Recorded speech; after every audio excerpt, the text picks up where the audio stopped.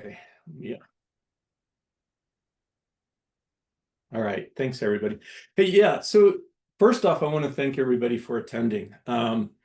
This is great. I'm glad to see as many people are interested in this, and I hope the information is going to be useful for you.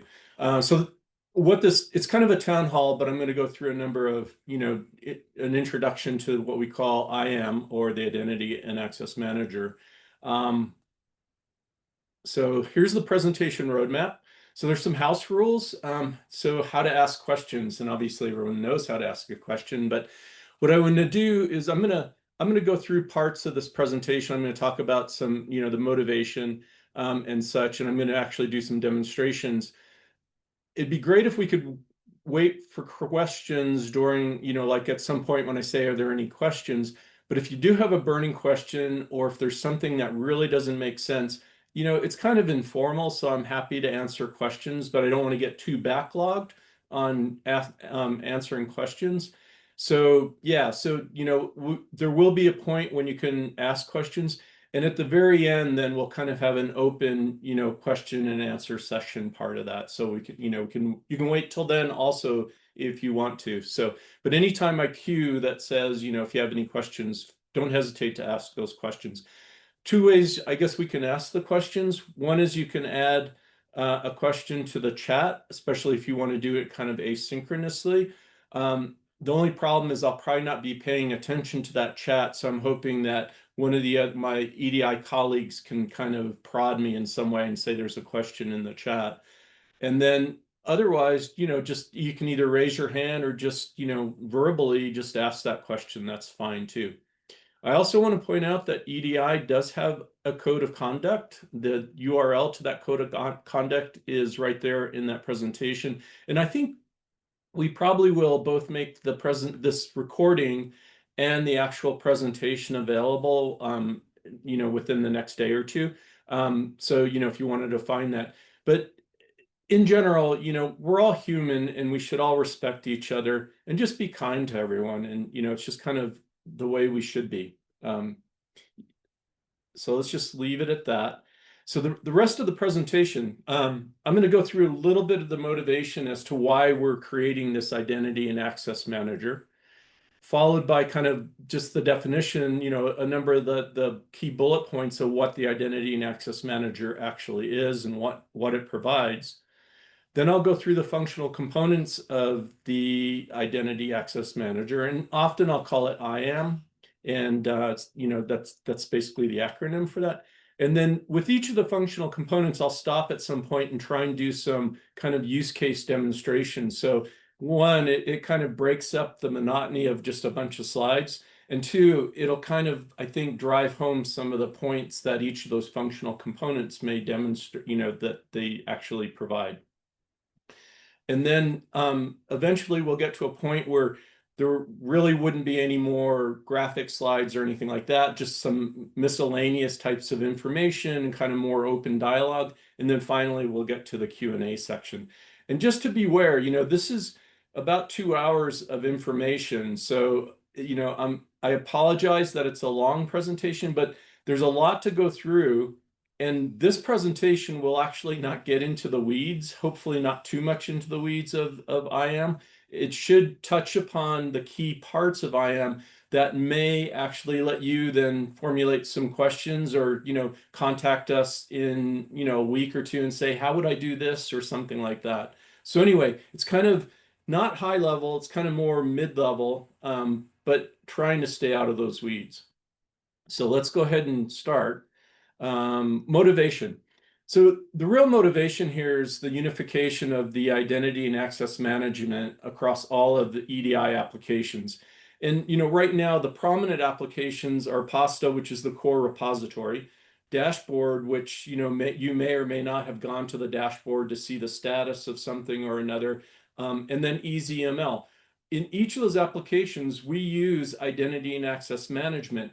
But the problem is we kind of each do it differently within those applications. And there are actually other applications, other web service-based applications that EDI provides that could actually integrate, identity and access management into its workflow. And at present, they don't. So what we're trying to do is unify this process of, you can call it authentication and authorization or identity and access management, same thing. Second, if you're aware, in EML version 2.2.0, the access element is officially deprecated. And what that means is that it's still there, it's still usable, you can still put access rules into that access element, but now that it's officially deprecated, the next version of EML may actually remove it completely. So we have to prepare for that event.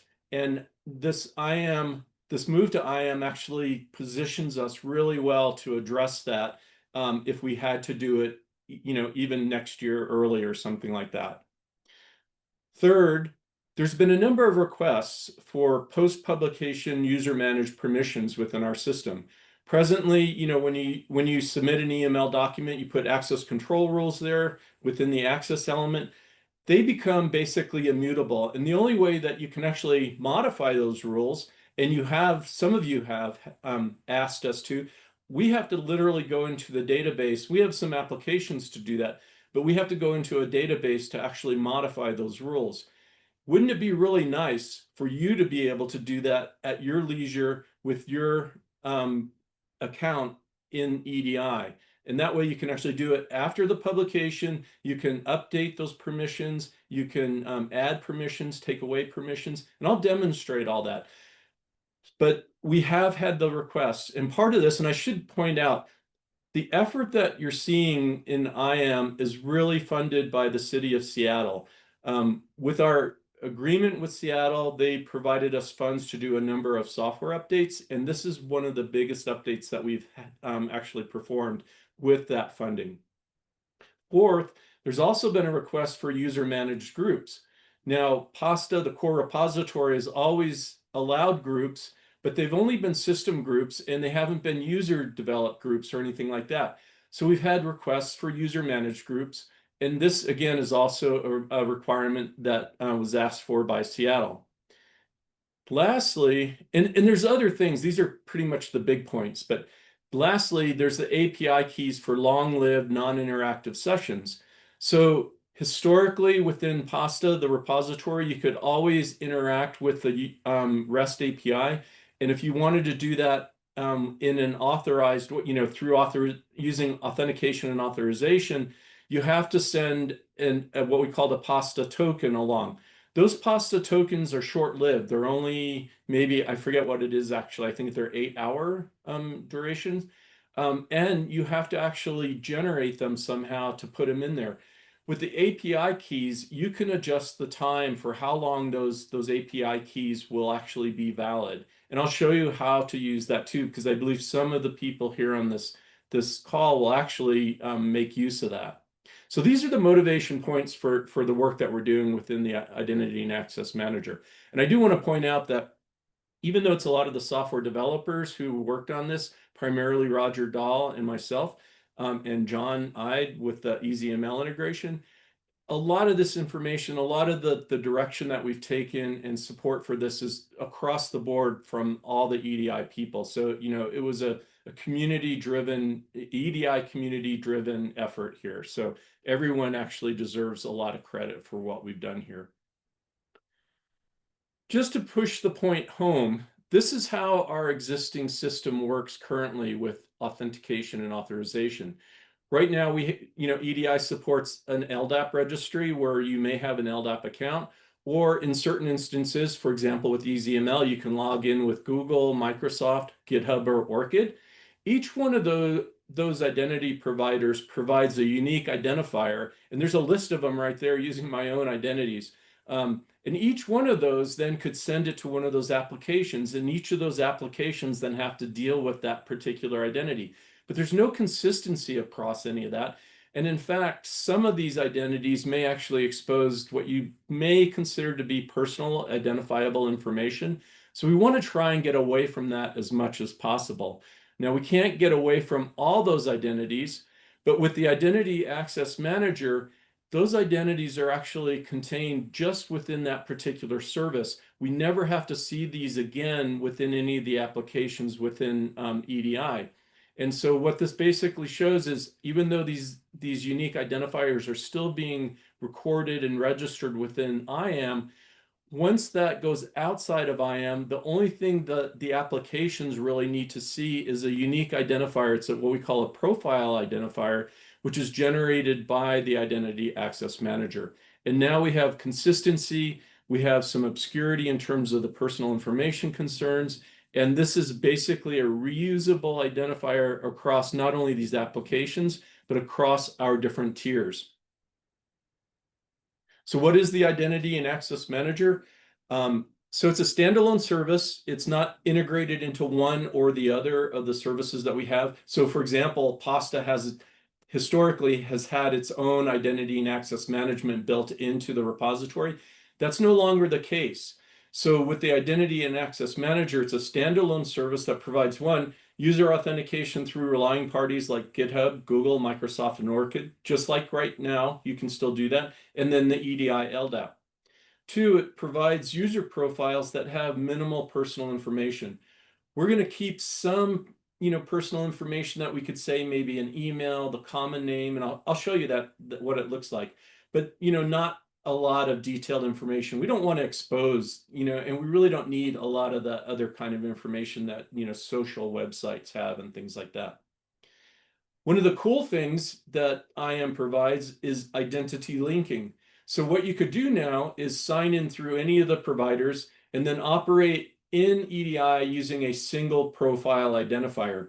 So I'll show you how the linking actually works, but what it allows you to do is basically if you have an LDAP account, but you prefer to log in with your Google account, you can link those together. You can determine which one is the primary account, and then you can actually log in or sign in with either of those, and you get the same identity under the hood in EDI. So it makes it really nice to be able to decide which accounts you would like to log in with, but use a single account once you get into the EDI application ecospace. Four, as mentioned earlier, IAM does provide post-publication user managed permissions, and I'll go through that, not only screen captures, but also go through a demonstration of how that works. And it's really, really slick, as we've been working with it within the development environment. It also provides user managed groups, as we mentioned before. And then six, it also provides those long-lived API keys. And we continue to support the short-lived authentication tokens. Finally, IAM itself, as I said, is a standalone service. It provides a REST API that EDI applications can program to. I think we still need to decide how we want to open that up, if we're going to open that up to the general public, if the general public would be able to access some of those APIs. We're still working through a lot of these policy issues like that, but it's a really robust and very nice API for programming development of EDI applications. So when we talk about the IAM functional components, there are 7. There's probably, you could probably break it down even further, but there's the user interface, which we'll demonstrate. So, the user interface is kind of integrated into what the APIs provide, but they are they are different. There's the EDI profile, which is the unique identifier that is generated depending on what account you actually, which identity provider you're actually signing in through. There's identity linking. Then there's resource permissions, and this is kind of the crux of a lot of this, the fact that you can actually go in and modify permissions after you publish a data package. There's also groups and memberships, so you can create groups, the API access keys, and then finally the EDI authentication tokens. So I'll talk about those each individually. So the user interface right now, the URI, or the URL to the user interface, is going to be auth.edirepository.org, or where we are right now, it's going to be auth.d for the development tier and auth.s for the staging tier. So right now, it's going to be a consistent URI using that URL. Once you go to that URL, what you will be doing, you will be redirected to the sign-in page. If you've never signed in before, it will actually allow you to do that.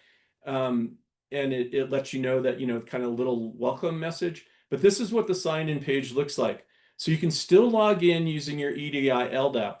Now, I just want to caveat that we've been discussing whether or not we want to continue support for the LDAP, especially in the context of IAM, where any of these other providers can, we can allow those other providers, those accounts based on those other providers to actually publish data.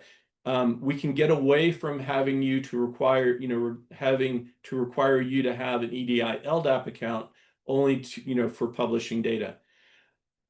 We also support the external identity provider. So none of this is really that new. So you've seen all of this before. And then there's also extensive help. So Roger's been working a lot on the documentation for the help, and that again will evolve over time. So we can provide you that type of information. Once you log in, the first thing you'll see is user profile interface. And so you'll be here and you'll see this profile. It's highlighted. In this case, I've logged in with my Gmail account. So this is markservilla@gmail.com. You can see down here under the contact information, there's the EDI ID number. This is that profile ID that I'm talking about. It's fairly long. It's a fairly long hash value, but you can always copy it out to your local clipboard by clicking that little copy sign. And you'll notice I have an email address here for Gmail, and I'm not accepting any email notifications at this point. Now, if you select your icon up here, your little avatar, and you click down, you'll see a menu selection here. And I'm just going to go through right now for the first two of these, how you can edit your profile, and then also how you can select a different avatar if you would prefer to have a different avatar in our system. So when you edit your profile, it gives you the ability to edit and change your common name. In this case, my name is Mark Servilla, and my email is markservilla@gmail.com. And in this case, I'm going to change my opt-in to allow notifications from EDI to be sent to this particular email address. Now, even if you opt in today, we don't have anything that's sending notifications via that. All it is basically the Boolean flag that says, yes, I will receive them when they're being sent out. You'll also notice down here the danger zone sign and the delete profile.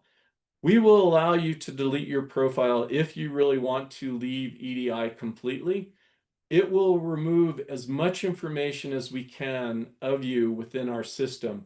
Now, obviously, like log files and things like that may have breadcrumbs of your, information within our system, but the actual account information will be gone completely. You can also select your avatar. You notice that the avatar shows up here, and it'll actually show up on a lot of the different pages within IAM.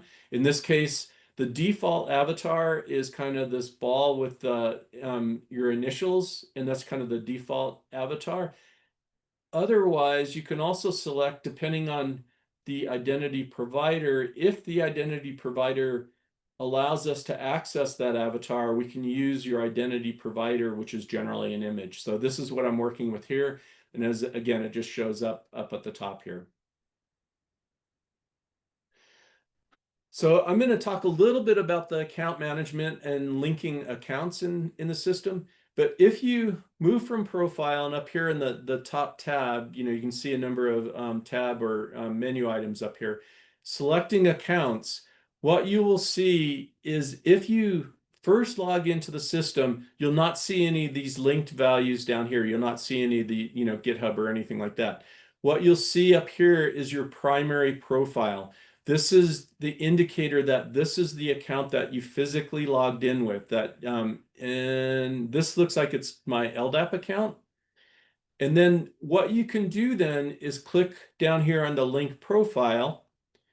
And when you click that, it gives you the opportunity then to authenticate and sign in with another data or identity provider. And when you do that, you're basically proving that you have credentials to sign in with that other identity provider. It will create I'm going to say a kind of a linked profile connection to your primary account. So what I have here are two accounts that I've signed in with and linked them to my primary account, which is this LDAP account, M. Servilla. Each one of those accounts, when you first log in, will also create a unique identifier. You can see those underneath of those two avatars. those identifiers are built into kind of the communication stream between IAM and the other applications. But the primary subject or the primary owner of this access then is going to be, the primary profile ID up here. So what this basically means graphically, or is this: given that I have an LDAP account, a Microsoft account, and a GitHub account, what happens now is regardless of which one of those identity providers I log in with, it's going to provide that ID, the unique identifier from the identity provider, to IAM, and it's going to link that and associate it to my primary account. When IAM actually interacts with one of the EDI applications, whether it be Pasta, the dashboard of EasyML, it's going to use the profile ID of my primary account. So again, I just want to point out, regardless of which one of these identity providers I sign in with, it will always use this as the primary subject within the profile itself. Okay, so that's the first section that I wanted to go through. So let's go ahead and I'll show you IAM, in real time. So let's just kick the tires. This is kind of the workflow I wanted to go through. I want to sign in with an identity provider. I'm going to change my common name. I'm going to add an email address and then accept the notifications. And then I'll go through and link accounts from another identity provider. So let me go ahead and head over here. So here is the I'm not signed in. And what I'm going to do is I'm going to sign in with my LDAP account. So I am now signed in to IAM. I can copy the unique identifier. So it's been copied. And you can see that there is no email associated with this particular account. And I have not selected any notifications. So I can come up here to where the avatar is. I can extend the menu down. I can say click on the edit profile.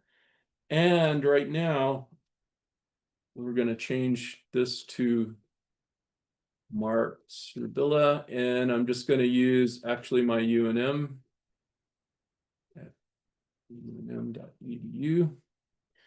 And let's set that email notification. So let's save those changes. Now, if I go back to my profile, you can see that my common name is now Mark Servilla. There's an email address in there for UNM, and I'm accepting notifications. So really simple, straightforward to edit your profile. Now let's see, because I only have one option here, and we're just going to select that one option. And the reason why there's only one option is because the LDAP does not provide an image, an avatar image as it is. So this is the only option I have to set the avatar. And so the avatar is the default with my initials. So we're just going to leave it at that. So we're going to come back here to the profile. We see that the avatar hasn't really changed. So the next step is I wanted to go ahead and link some accounts. So this is the account page. Again, this is my primary account and with the unique identifier. And what I'm going to do is I'm going to link a separate identity, and I'm going to select, let's select Google. I'm going to select, approve that. And now what you can see is that I have a link, two links actually, with Google. I'm trying to think how to explain this. So this first one that I'm kind of highlighting, this is the result of a process, what we call migration.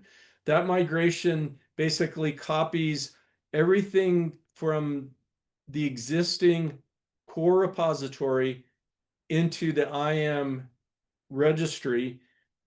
And because some of the access control rules within the core repository from the old style authorization and access control didn't have an account with it when the migration occurred, it created what we call a skeleton account, and therefore this account exists. This bottom one where I have this avatar is the one that was just linked when I logged in with Google. So that would this is probably kind of an unfortunate example because I didn't want to confuse matters, but it is what it is. So, but you could see how simple it is to actually link an account. I think, let's see, back to the presentation. Yeah. So what I'm going to do, I'm going to stop here right now and just see if there are any questions on what we've covered so far.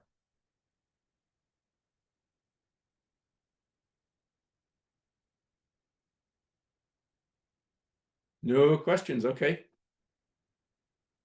Gabe? Yeah, I just had a question about if a user did end up with two of those like Google profiles in there, can one of them be unlinked? Let's say the one that didn't have the avatar, or do they both need to stay in there after you linked them?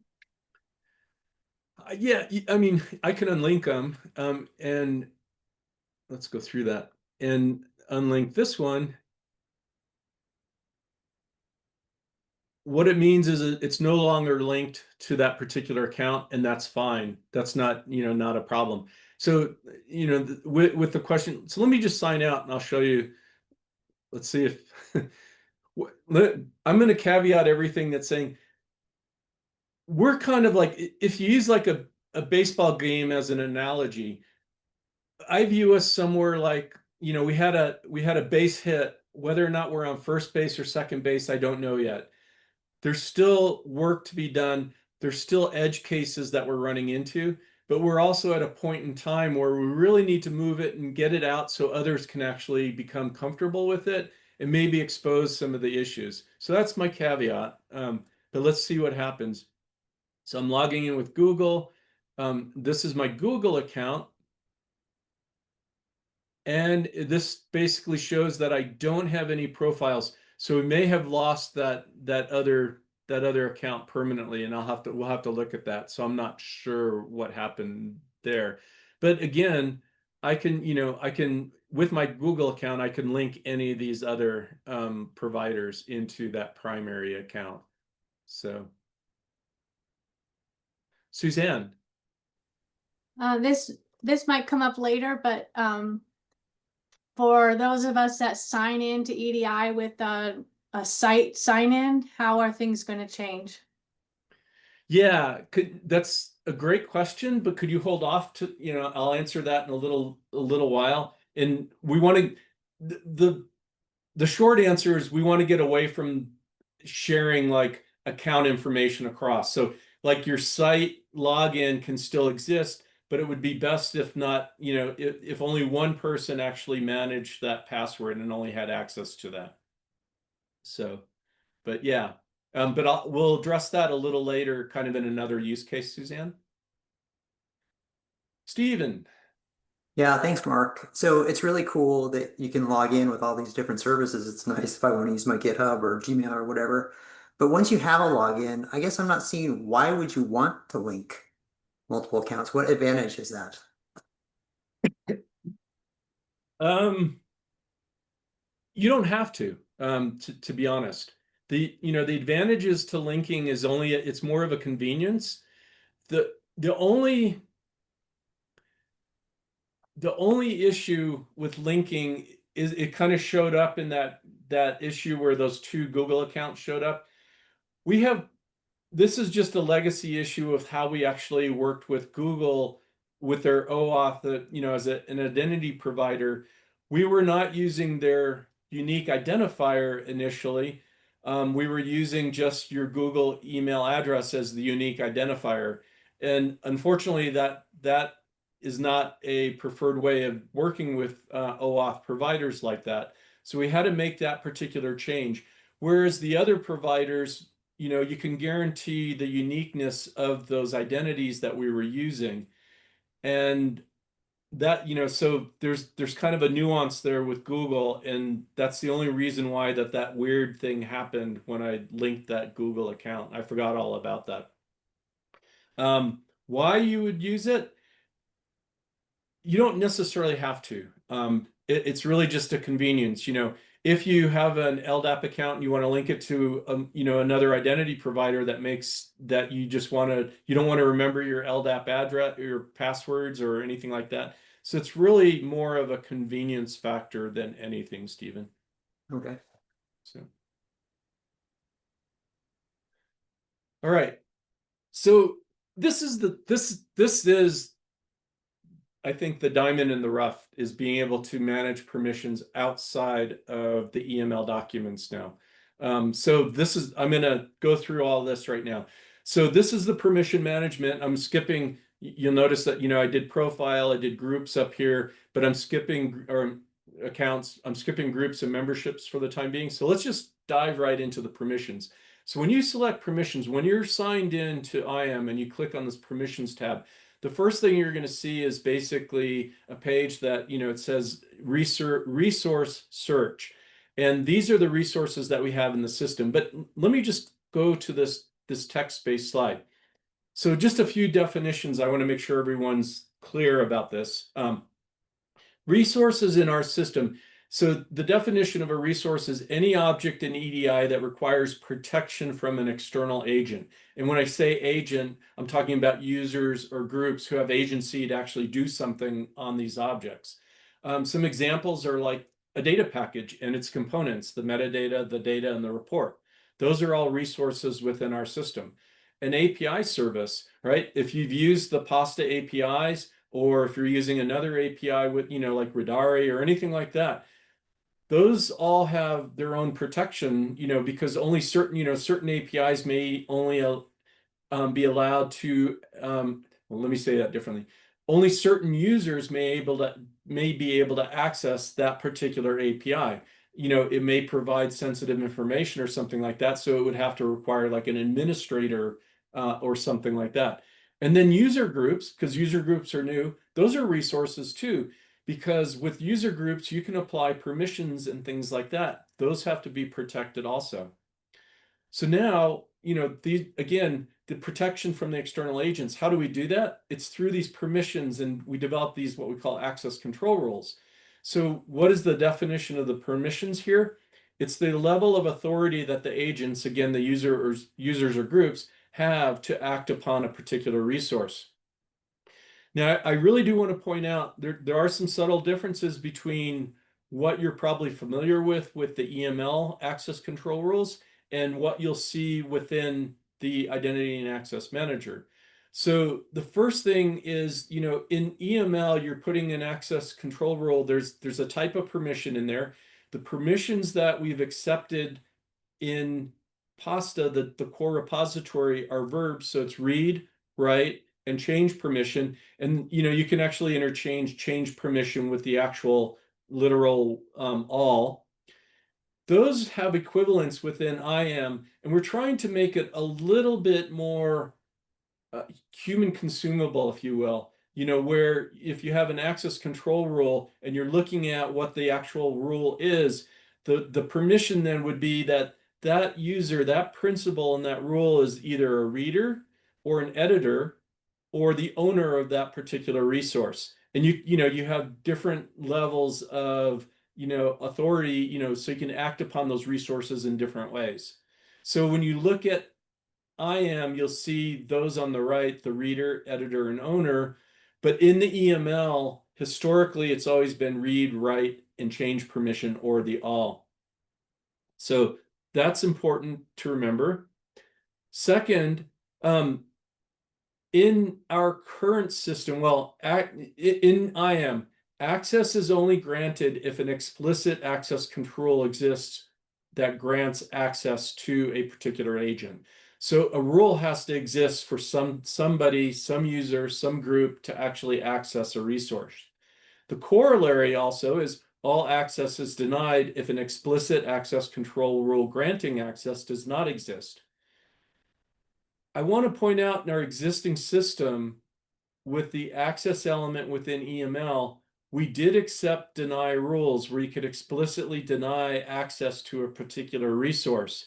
We are no longer supporting that because in general, access is denied implicitly if a rule does not exist. So there are very few instances within our existing repository of deny rules, and we'll have to address those as we go forward. but I don't believe it's going to cause any consternation or problems going forward without the deny rule itself.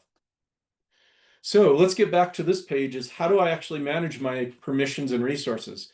So for most of you here, you're probably going to want to go to the search data packages search screen. So in here, you can enter a scope value. You can select a scope value. You can actually enter a specific identifier and a revision value if you want to work on just a specific data package itself. But once you select one of these, so you'll see that there's kind of a drop-down list. And I'm just going to select this one called Icarus.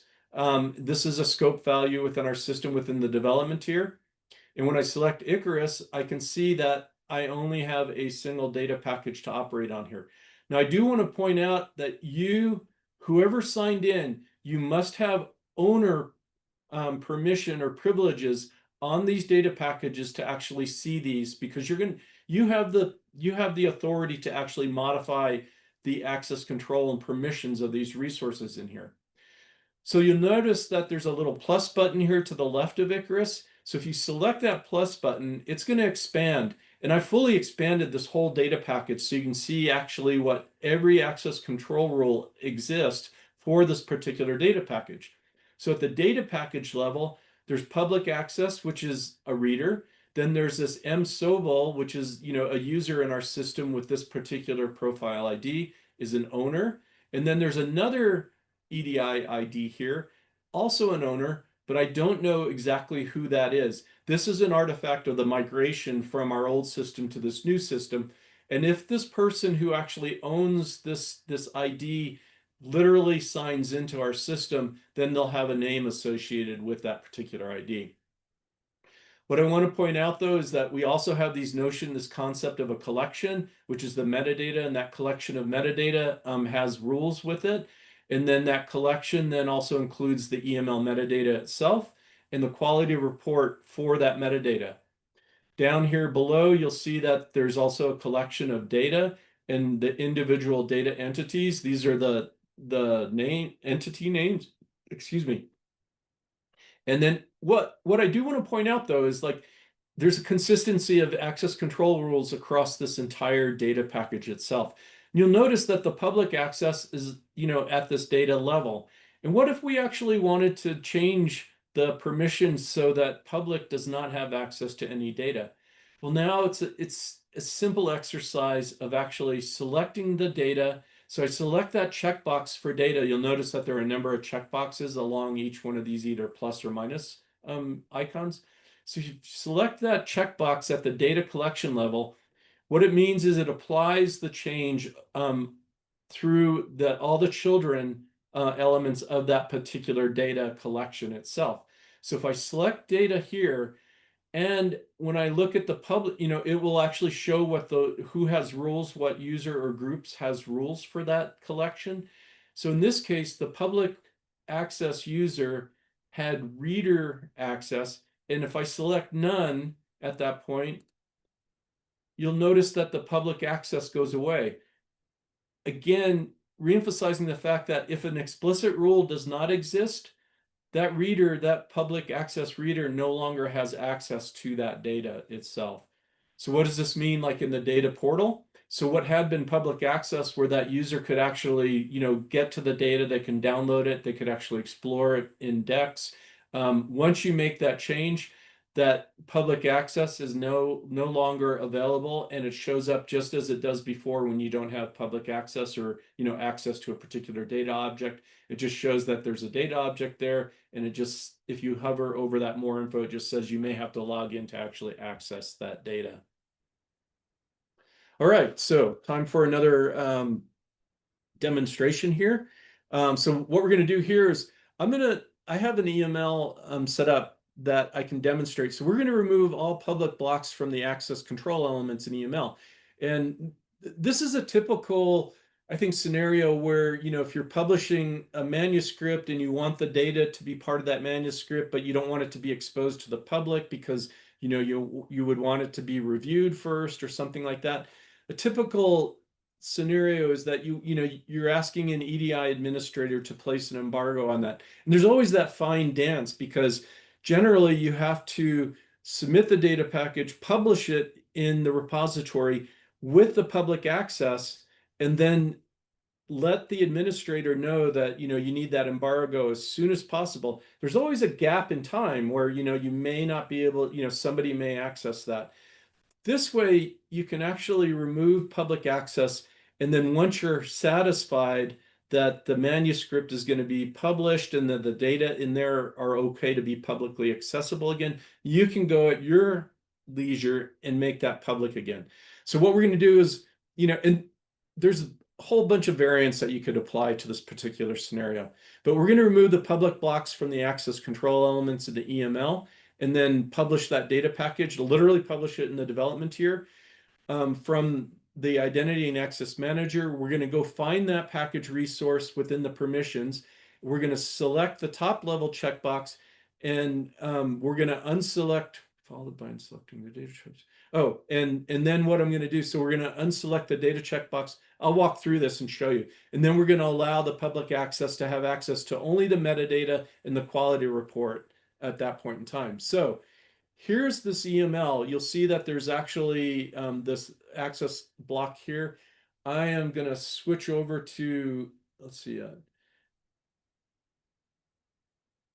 I'm in Oxygen right now in another window, but you can't see that. I just removed the public read access here. So let's go ahead and, so there, I just refreshed that. You can see the only access now is Icarus. And this is the EDI user profile ID up here. I also want to point out that we would like to start transitioning from these like distinguished names to these EDI profile IDs. So in essence, what you could do is just basically replace this UID equal Icarus ... with this particular profile right there in that principal element. You don't have to do it right away. There's a transition period that will still accept these within the email documents, just like this. And this is what we'll work with. So let me go ahead and I'm trying to think, who would I want to sign in as? Oh, Icarus. So I'm going to sign in here. Let's see. I'm going to sign in as the user Icarus. I'm in the development here. And I'm going to then go to Tools, Evaluate, Upload the Data Package. I am going to go to that particular EML. So there's that EML document. And because this is kind of cool. I was playing with this the other day, but the EML document, I actually had Gemini generate EML, and it was about 85% correct in the schema structure.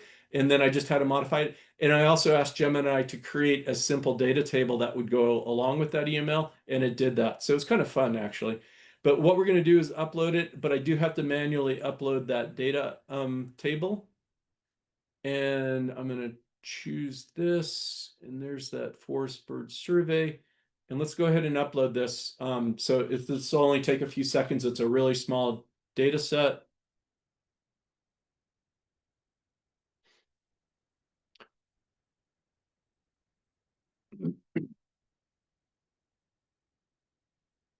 Mm-hmm.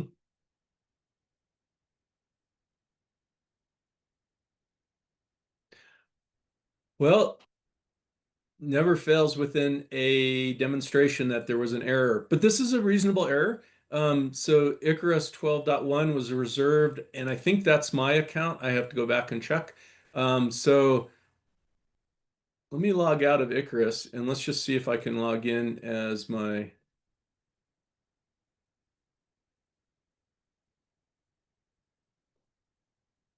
LDAP account, and let's just see what happens here. So again, let's see, Dropbox, email, Icarus, manually upload.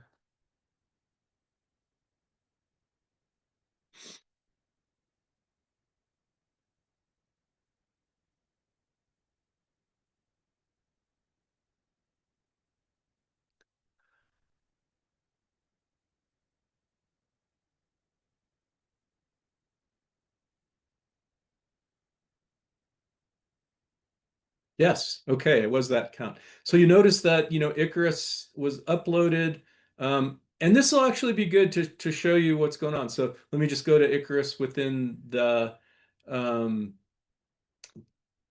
data portal itself. So this is the Gemini created data object, data package. And a couple of things I just want, well, yeah, so let's just leave it at that. And then let's now go back to EDI. We're going to sign in again using my account here. I'm going to go to the permissions page. I'm going to select Icarus.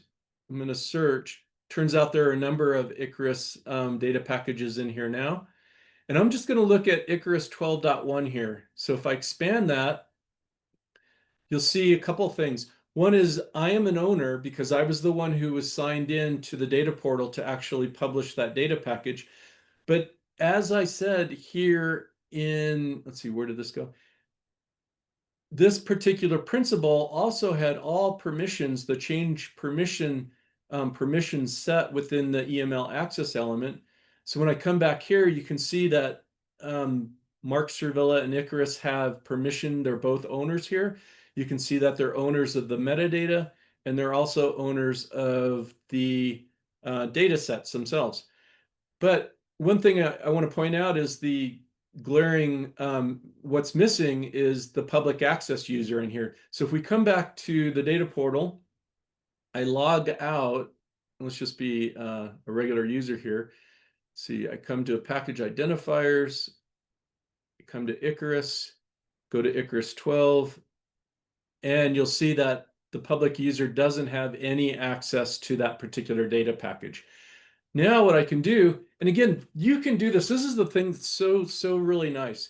Now what I can do is if we wanted to keep the data still protected and not allow public access to work with that, I'm going to unclick that data, but you'll notice, oops, close that up. And that's the wrong one. What I'm going to do is I'm going to select the top level data package. And what I want to do is make sure that the public access reader, and you'll see that the reader now shows up at the data package level and at the metadata level, but not at the data level. Now, if I come back here to the data portal, I'm not logged in. I'm still just the regular user, but I want to get back to that Icarus. If I just refresh this page, now, as a public user, I have access to this page, but because we did not allow permission for the public user to access the data, you'll see that the data now are still off limits.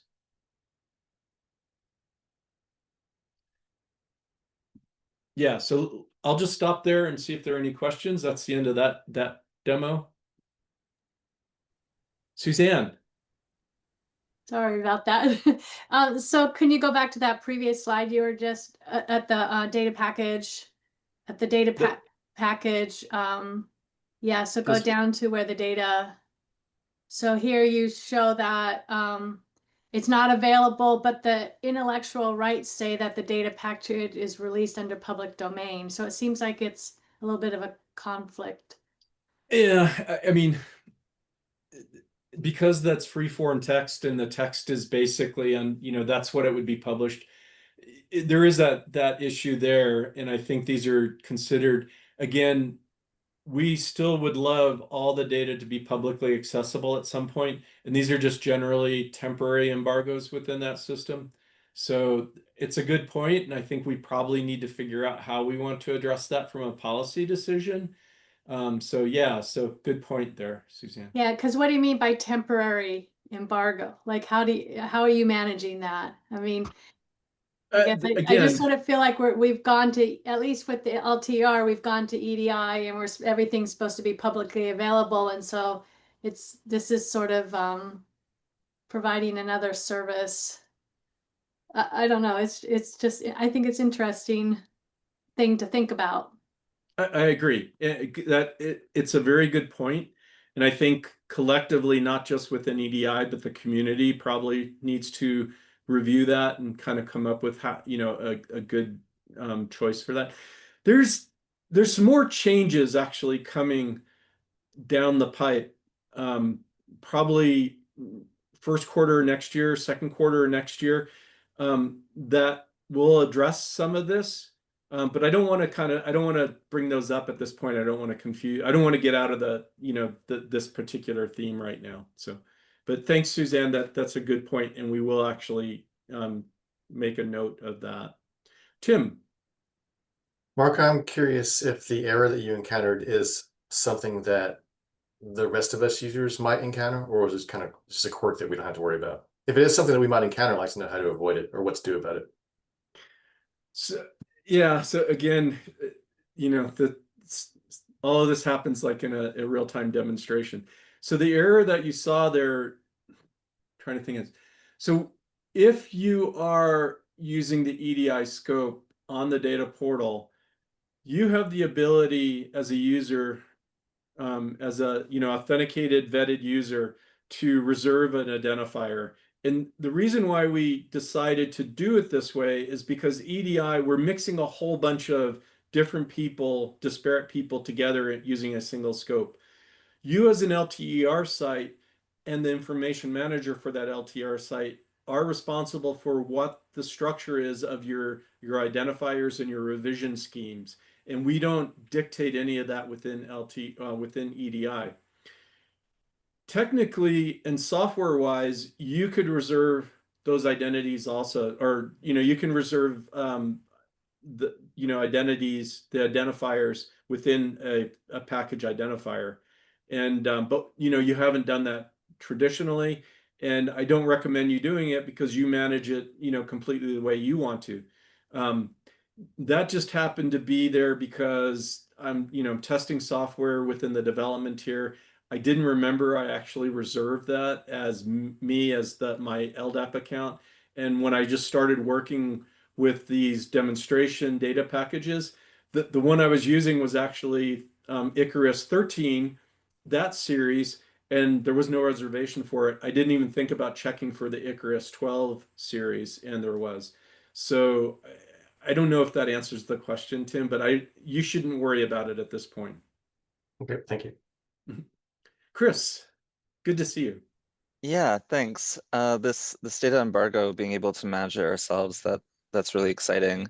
But my question was about I guess maybe it's because I don't use EML files in like the raw form. Usually I just use EasyEML, but I notice there's permissions in there too. So I'm just a bit confused between we can manage the permissions through the web page of the permissions manager, but there's also permissions in the EML file. Is the EML file like the kind of max permissions allowed, or how do you how should I understand these two different things? Yeah, so again, that's a good question. And that kind of goes back to one of the motivating points of why we did IAM. So historically within EML, the EML schema, the permissions for access to data packages and the resources of a data package was literally embedded within the EML. And that's what you would see today if you're looking at a raw EML data package. Let me just go back to this view here. That's what this access element does. It provides the access control rule that tells the repository how it should respond. So what you could look at this as is kind of the bootstrap process going into the future, right? So we will still be reading access control rules within the EML. You as a publisher do not actually have to add these access control rules in at all at this point in time, because you can now go to the identity and access manager and alter them after the publication. If you're using EasyML, even though it doesn't show up within the EasyML interface, access control rules are actually built into the EML so that when it is actually published, that raw EML that published into the repository, there are access control rules just like that within that EML document. So you're just not seeing it in the interface with EasyML, but the default rule set that I believe goes into EasyML, and John would have to correct me here, but it's either the logged in user, so the signed in user to EasyML, and then just that public user also. So here, let me make a quick change. Let me find that XML. So what you would probably see if you looked internally, I'm going to mess this up. You would just see basically the public user itself. Here, let's see. I got this. Give me a second, and I can copy and paste.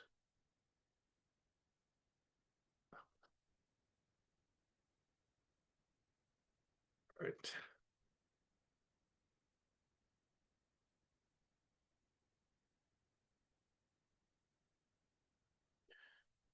And I'm just going to say this is this.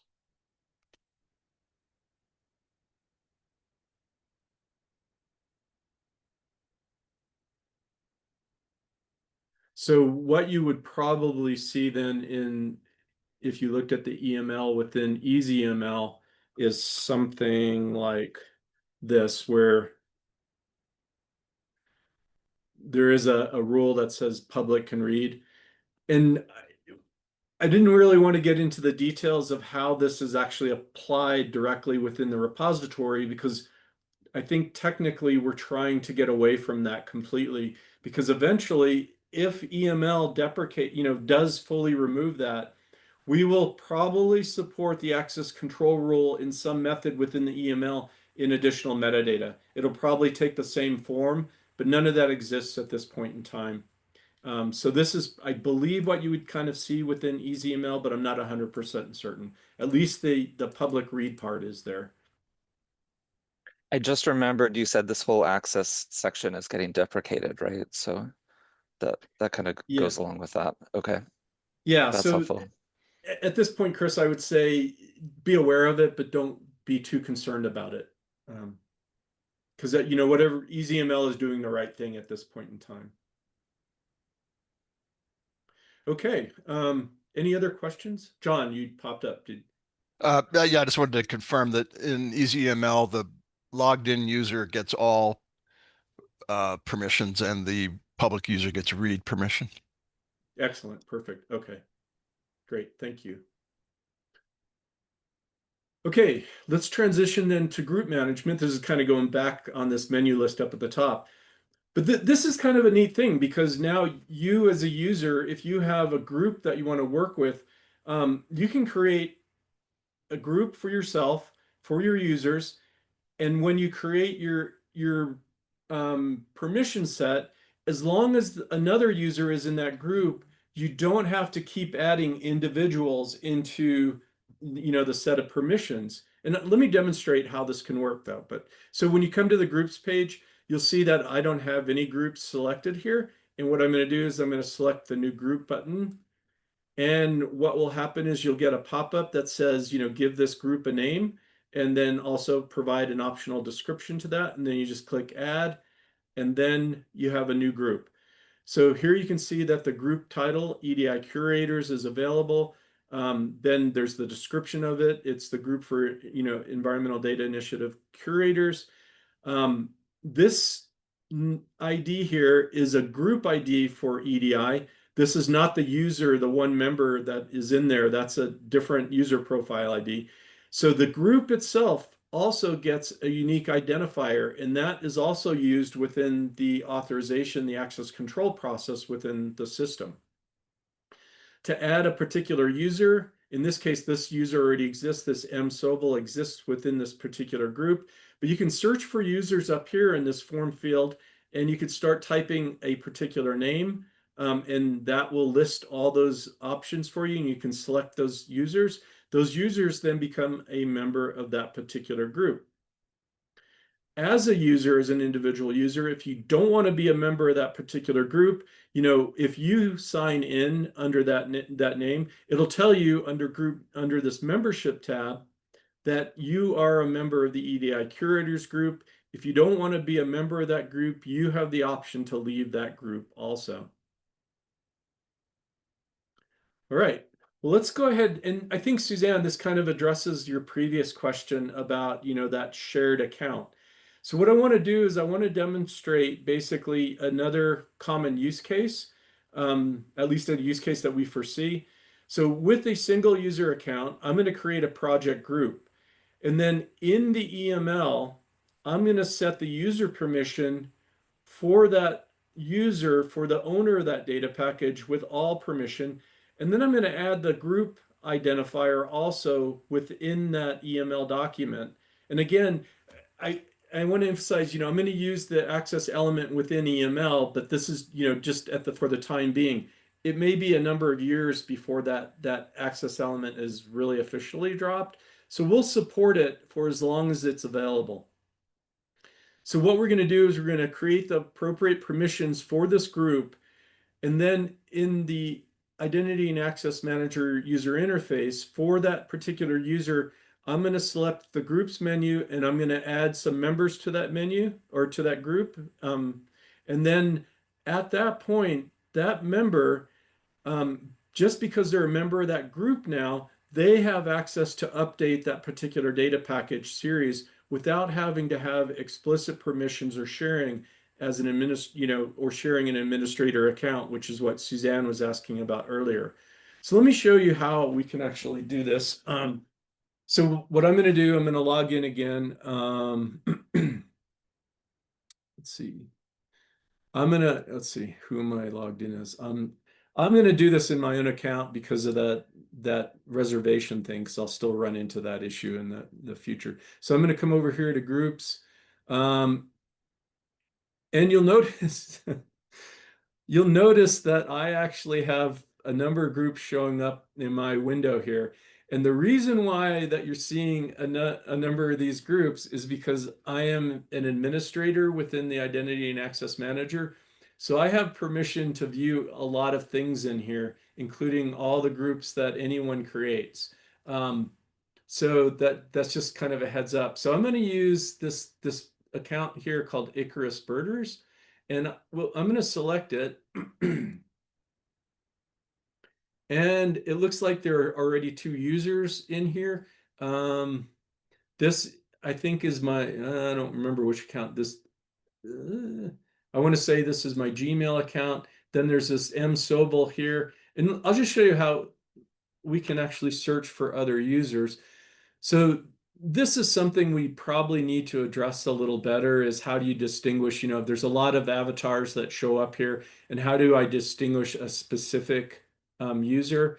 So this is kind of this is going back to the problem with that reservation thing. I wouldn't have. It's easier when there aren't a whole bunch of confusing things going on. So anyway, Icarus Birders. Now there's 2 of me in here, and then this M Sobel. So this is a group of 3 members. And what I want to do, so I'm going to copy the identifier for this particular group just so I have it in case I need it. And what I want to do is I want to come back over here to Icarus, and I'm just going to look on 12. And there's only one version in here right now. And what I want to do, select this, and let's see if this will show up. So this is the identifier that I copied for this particular group. The group shows up now, and I'm going to add this group to this particular data package. But what I'm going to do, and you'll see that it shows up down here in Icarus Birders, it shows up in the metadata, and it shows up in the data part.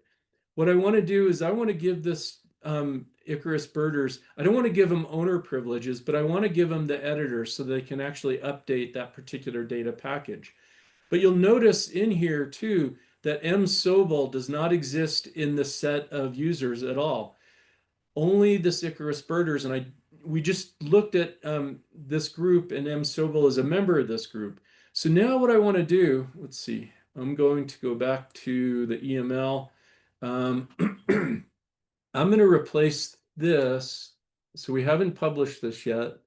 And I'll show you what it will look like when you actually use the EDI profile IDs. And go back to my Oxygen window.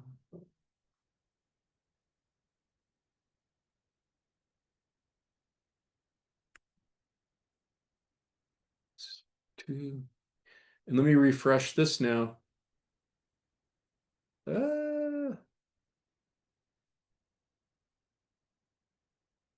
Oh, I see the error.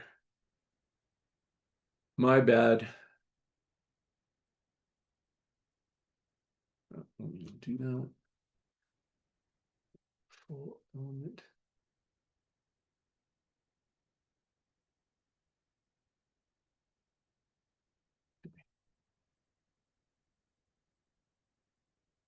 Okay, that should be good now. Oh, that's one. If I go to 2. Okay, so now if we look at this, so the access control rules that I wanted to add into the CML data package, I'm adding the Icarus distinguished name, but this is the actual EDI profile ID now instead of the actual distinguished name. And then this is, let me double make sure that that's correct, because that may have changed. Icarus Birders 62841. 62, yep, that's it. And this is the EDI group identifier for the group called Icarus Birders. And this has write permission now. So what I want to do is I'm going to publish this particular data package. So I'm going to come back here. I need to log in again with my LDAP account. Tools, evaluate and update packages. I need the EML. So it's 12.2 is the next version. I'm going to manually upload this, and I'm going to do this upload.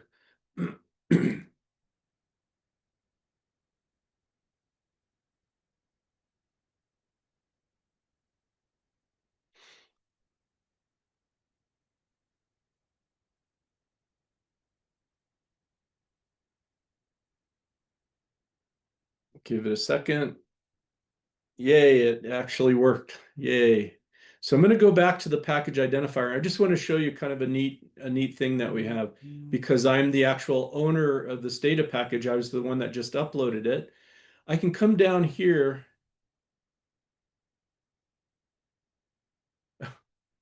And you can see down here it says manage permissions. So when you select that, it takes you directly to that particular data package. You're signed in already. This is the data package we just updated. And you'll see now that, that Icarus Birders group is in here completely like we expected. There's the public access. And then this is my LDAP account here. And then this is also the Icarus user who is also in that access control role. But the point I wanted to make now is I am going to, oh, this is going to be the problem. All right. Trying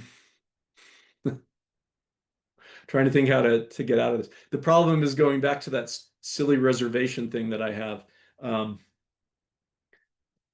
Because nobody else will be able to upload a data package because I'm the one who owns that reservation. Oh dear.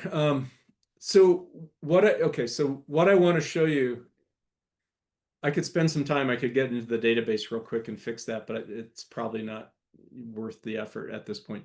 But what I do want to show you is at this point, if I were to be, that's not it.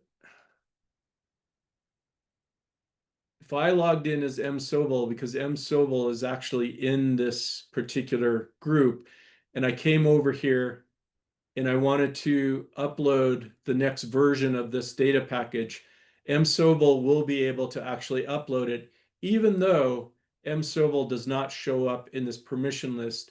It's only because M. Sobel is a member of this particular group. So I apologize for having failed this particular demonstration. My head hangs low, but that's what would happen. And if I went back to a different version of this that wasn't reserved in that silly reservation system, I would have been able to demonstrate that. Let me see. Yeah, so let me stop there and ask if there are any questions about what we just did. And I guess the reason I'll just add, well, no, let me finish. I want to address Suzanne's earlier question.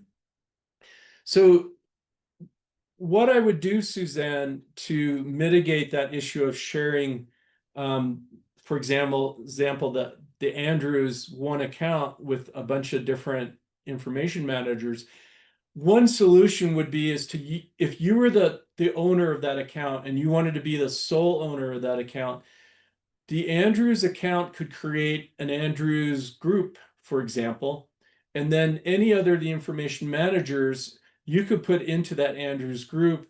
You could create that group, put that group permission in there, and give that group right permission so that anybody else in that group then could actually upload a new version of a data package. The nice thing about that, if you followed that pattern, is that say you had a temporary information manager who's only here for a year, a student or something like that, you can put him into that group. And then as soon as that, let me go back to the group example. Let's see, where did the Icarus birders go?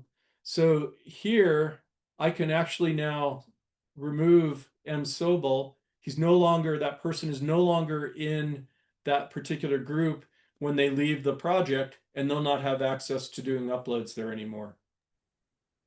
Can I follow up on that? Absolutely, please. Okay, so I'm thinking of, so I make a group for Andrew's admin. But I would want to make it owner, not just right. Because what happens when I retire and then people have to carry on? You know, I'm thinking about the future, and we've run Okay. into this with Easy EML, you know, like having a collection of Andrew's packages together that somebody else can curate once I'm gone. Thank you. Thank you, because I have a good answer for that. So you can actually, so if you use the, you know, the Andrews, sorry, I'm looking at the chat windows too. If you're the Andrews user and you create an Andrews group, so you could pass on the password or, you know, to another user as you retire or you transition from, you know, from Andrews to something else. The other way to do that is you can actually add it. Let me show you. Let me just demonstrate this if I can. If I go to groups, I'm here, but I want to go to permissions. And if I come down here and I want to look for a group permission, I can search. Here's the Icarus birders group. Well, only the Icarus user has permission here. I have permission because I'm an administrator within this system right now. But what I can do is I can say add, say, Matt Sobel to the permission set of this group, and I can make Matt Sobel an owner, and then Icarus, oops, go back. Then Icarus can be removed. And, you know, does that make sense? Does that kind of, it's another way of doing it without passing that administrative token down to somebody else, right? Well, it seems like that requires hands-on checkboxing of every single. Yeah, I guess I'm not. No, it's just a group. It's just one group and one person. Exactly. And that's the only place you have to change that, right?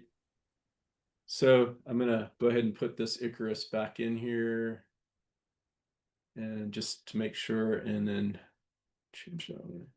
So there's probably multiple ways you can actually, you know, address that scenario that you had. So, but yeah. So there, yeah. So I don't, hopefully that answers that question. Are there any other questions about, you know, that section that we just went over? Let me see. I'm hoping somebody actually is going, yeah, Roger is good, good. Okay, cool. All right, so that was that kind of use case that I wanted to go over. Now I wanted to go on to, you know, the API access key part of this. I don't know how many people, and I'm not sure, like in Zoom, if, you know, if I ask the question, how many people actually program directly to the Pasta API? Yeah, so there are a few of you. And I'm gonna guess also that when you authenticate to the Pasta API, you just continually send your credentials, you know, your LDAP credentials using the authorization header within the request. Is that correct?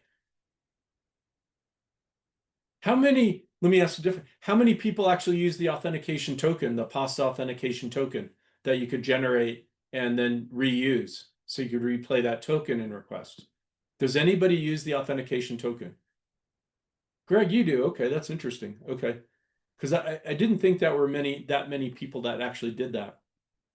Let me show you a much simpler way of actually interacting with the system. And let me just also say, if you continually just send the credentials, that's probably not the best and safest method to actually interact with Pasta, because you don't want to expose those.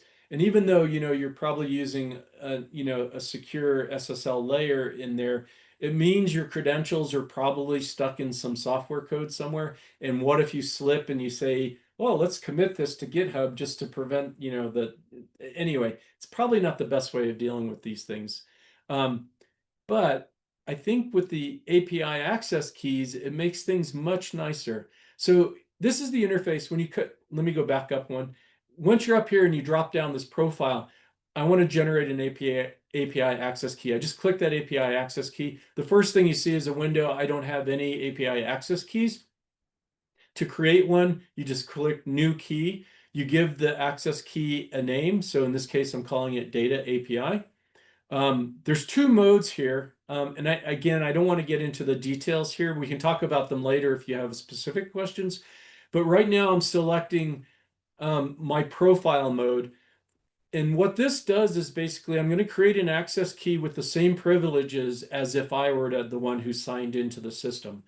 The other option is to create a group with limited access, and then you can actually select the group and create an access key that only has those group privileges, which is really a good way to say, for example, if you wanted to give a reviewer access to the data, you could actually just create a group that's called reviewers and give that reviewer group read access. Within the permission section, you can give access to the data for that reviewer group, and then just give that reviewer that API key that you just created for them.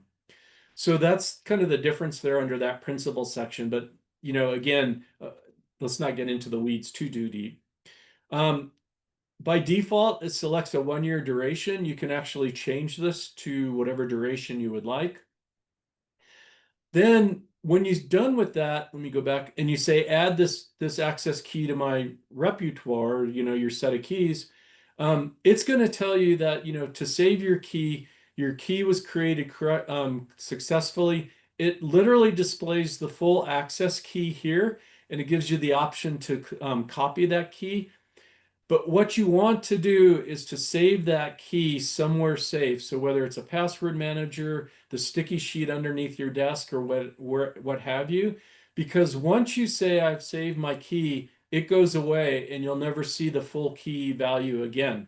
What you do see in this tabular view is you'll see the first few characters of the key, the name of that key.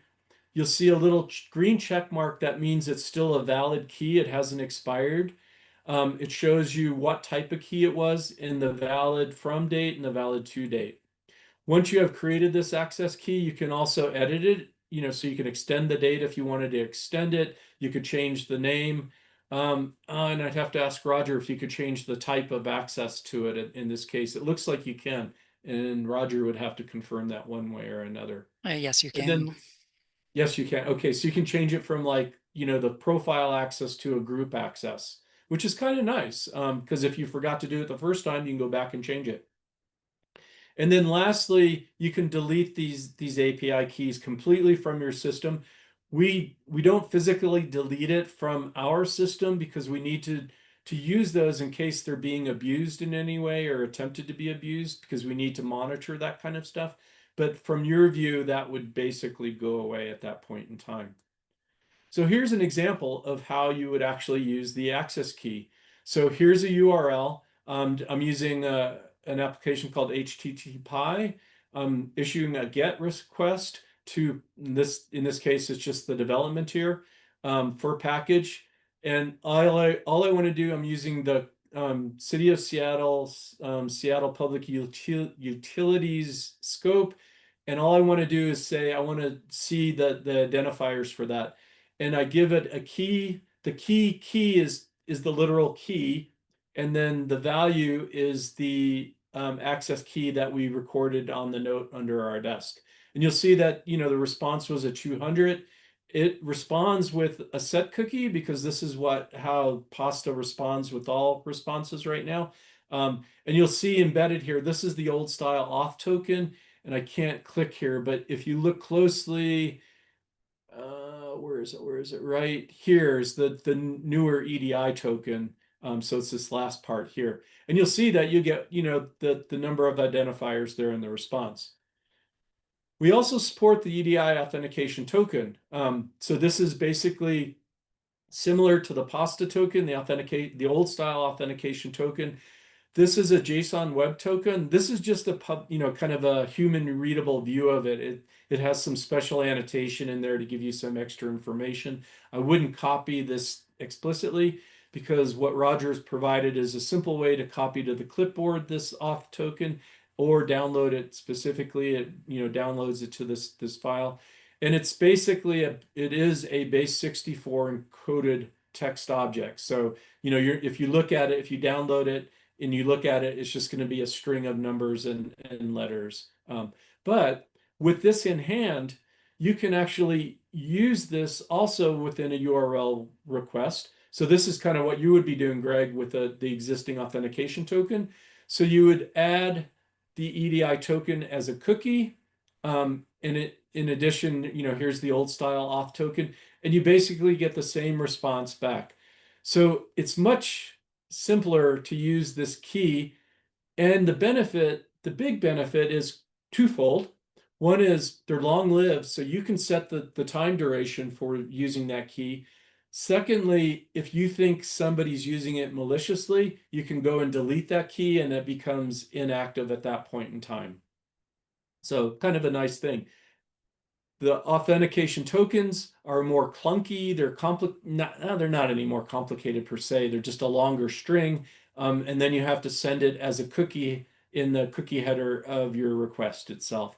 And like I said, you get the same values coming back. So the next use case, but we're also at half the hour, and there's a lot more to go.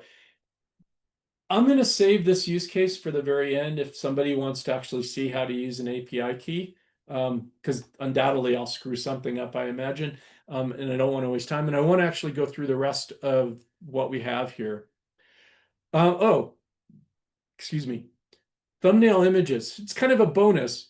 This is also being paid for by the city of Seattle. They had a great idea of basically annotating some of the landing pages in the data portal with thumbnail images to basically enhance the ability to quickly understand exactly what this content is about.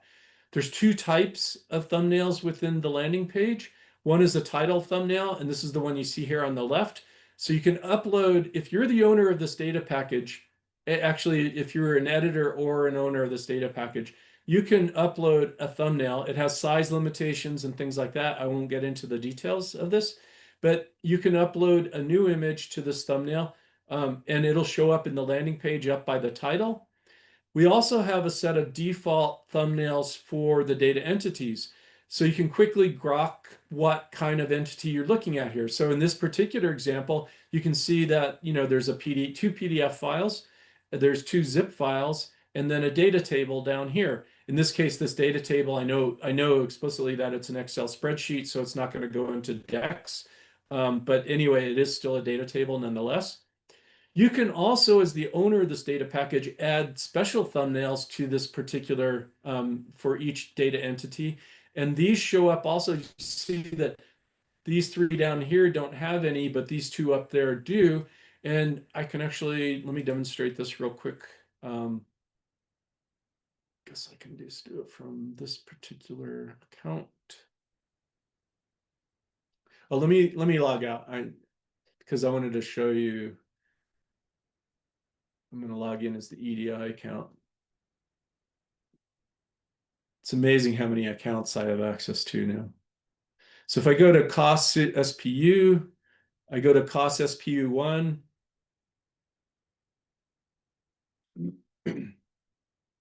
And there the thumbnails are showing up. So if I click on this thumbnail, this is the native size of this is pretty small, so it's not going to be expanded. But for example, these two down here, if I click on it, it shows me, the big image of this thumbnail. It's Cedar River Watershed Habitat Conservation Plan. Or in this particular case, it says the resource maps for that same watershed habitat conservation plan. And I see basically a good map view. It gives me a quick understanding of what the content of these data files were actually going to show. And the way you actually add or subtract these thumbnails, you can see these plus signs or minus signs. So if I click on the minus sign, it will delete this particular thumbnail, just like up here. So if I wanted to add another thumbnail, it's just going to bring up a dialog and allow me to upload a particular thumbnail if I would like to. So anyway, that's just kind of a quick preview of the thumbnails. This is the list of REST API calls that are supported by the Identity and Access Manager at this time. This is probably going to change. We'll probably be adding new rules. Again, the documentation is in flux. Roger's working on this to actually perfect it, so it's really nice to understand and read. Like I said, we're still trying to decide what APIs will actually be publicly available or user available. We're still working through a lot of those issues, but we have 24 fairly good API rules.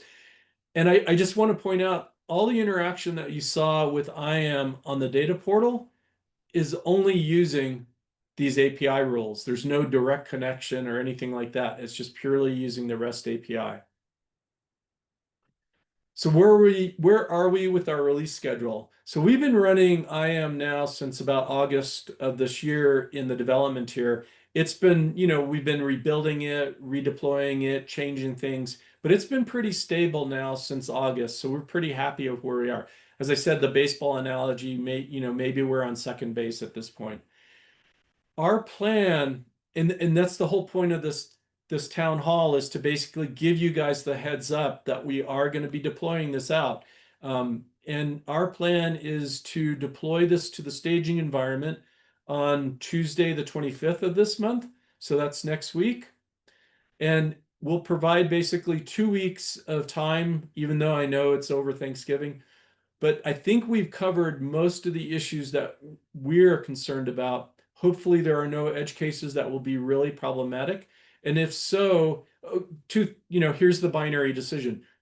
If everything still looks good, with the exception of some really minor things, we'll plan on moving this into the production environment in December on the 9th, Tuesday, the 9th of December.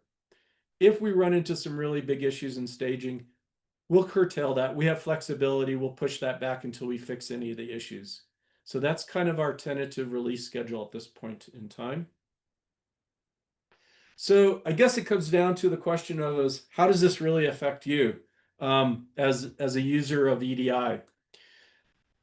So if you think about EDI Pasta and the data portal, we've integrated in the development tier the use of IAM completely. Everything in terms of authorization and access control within those two systems is running fully under the IAM system at this point in time. We've done something a little, I guess, to preserve the old style authorization. We haven't completely removed the use of the old embedded system within Pasta, the authorization system within Pasta. The current software will actually only use the IAM authorization to make the final decision. So the authoritative authorization is through IAM, but it compares what the old style authorization would have resulted in and the new style using IAM. And if there's a discrepancy there, it will log this as an error. It won't crash or anything like that, but we can go look at that and say, so why is there a difference here? And this is only for a transition period. We don't have a date when that will actually be pulled out completely, but for the time being, and probably within the staging environment and the development environment, it'll run both of those simultaneously, but using IAM as the authoritative version of that. As you could see when I was doing these demonstrations, I don't think there's any significant change. In fact, if you wanted to be completely out of the loop with IAM, I don't think there's much you even have to really be concerned about. You can do your business just as you have always. You can log in with your same or sign in with your same account information, and all of that kind of stuff. On the other side, if you really want to be a power user within the system and adjust those permissions, create groups, then you have that opportunity. And all of that should work within both Pasta and the data portal itself. EasyML, John has made a really great attempt of integrating, and I know there's been some changes that we still have to address within EasyML and how we interact with IAM. And it is functioning using parts of IAM, not 100% of all the API, but using parts of it. And it is out. So just like Pasta and the data portal, it's kind of running in dual modes. John has integrated this in dual modes so that depending on which tier that you're running in, whether it's EasyMLD or production EasyML, it's ready to go. So there were concerns about how EasyML had structured some of the saved data and things like that, and John has a really good solution for dealing with a lot of that. And I'm trying to make a segue because we have a video that John made, and I'm just going to play this. This is a short video, and I hope it comes through. It did last week. For the most part, using EasyML under the new identity and access manager will it'll work just as it always has. There's one scenario where there's a change, and that is the following. If you may have in the identity and access manager, you may have multiple accounts linked to your primary profile, and in those various accounts, you may have done work in the past in EasyML. So one account has some EasyML content in it, and another account has some different EasyML content in it.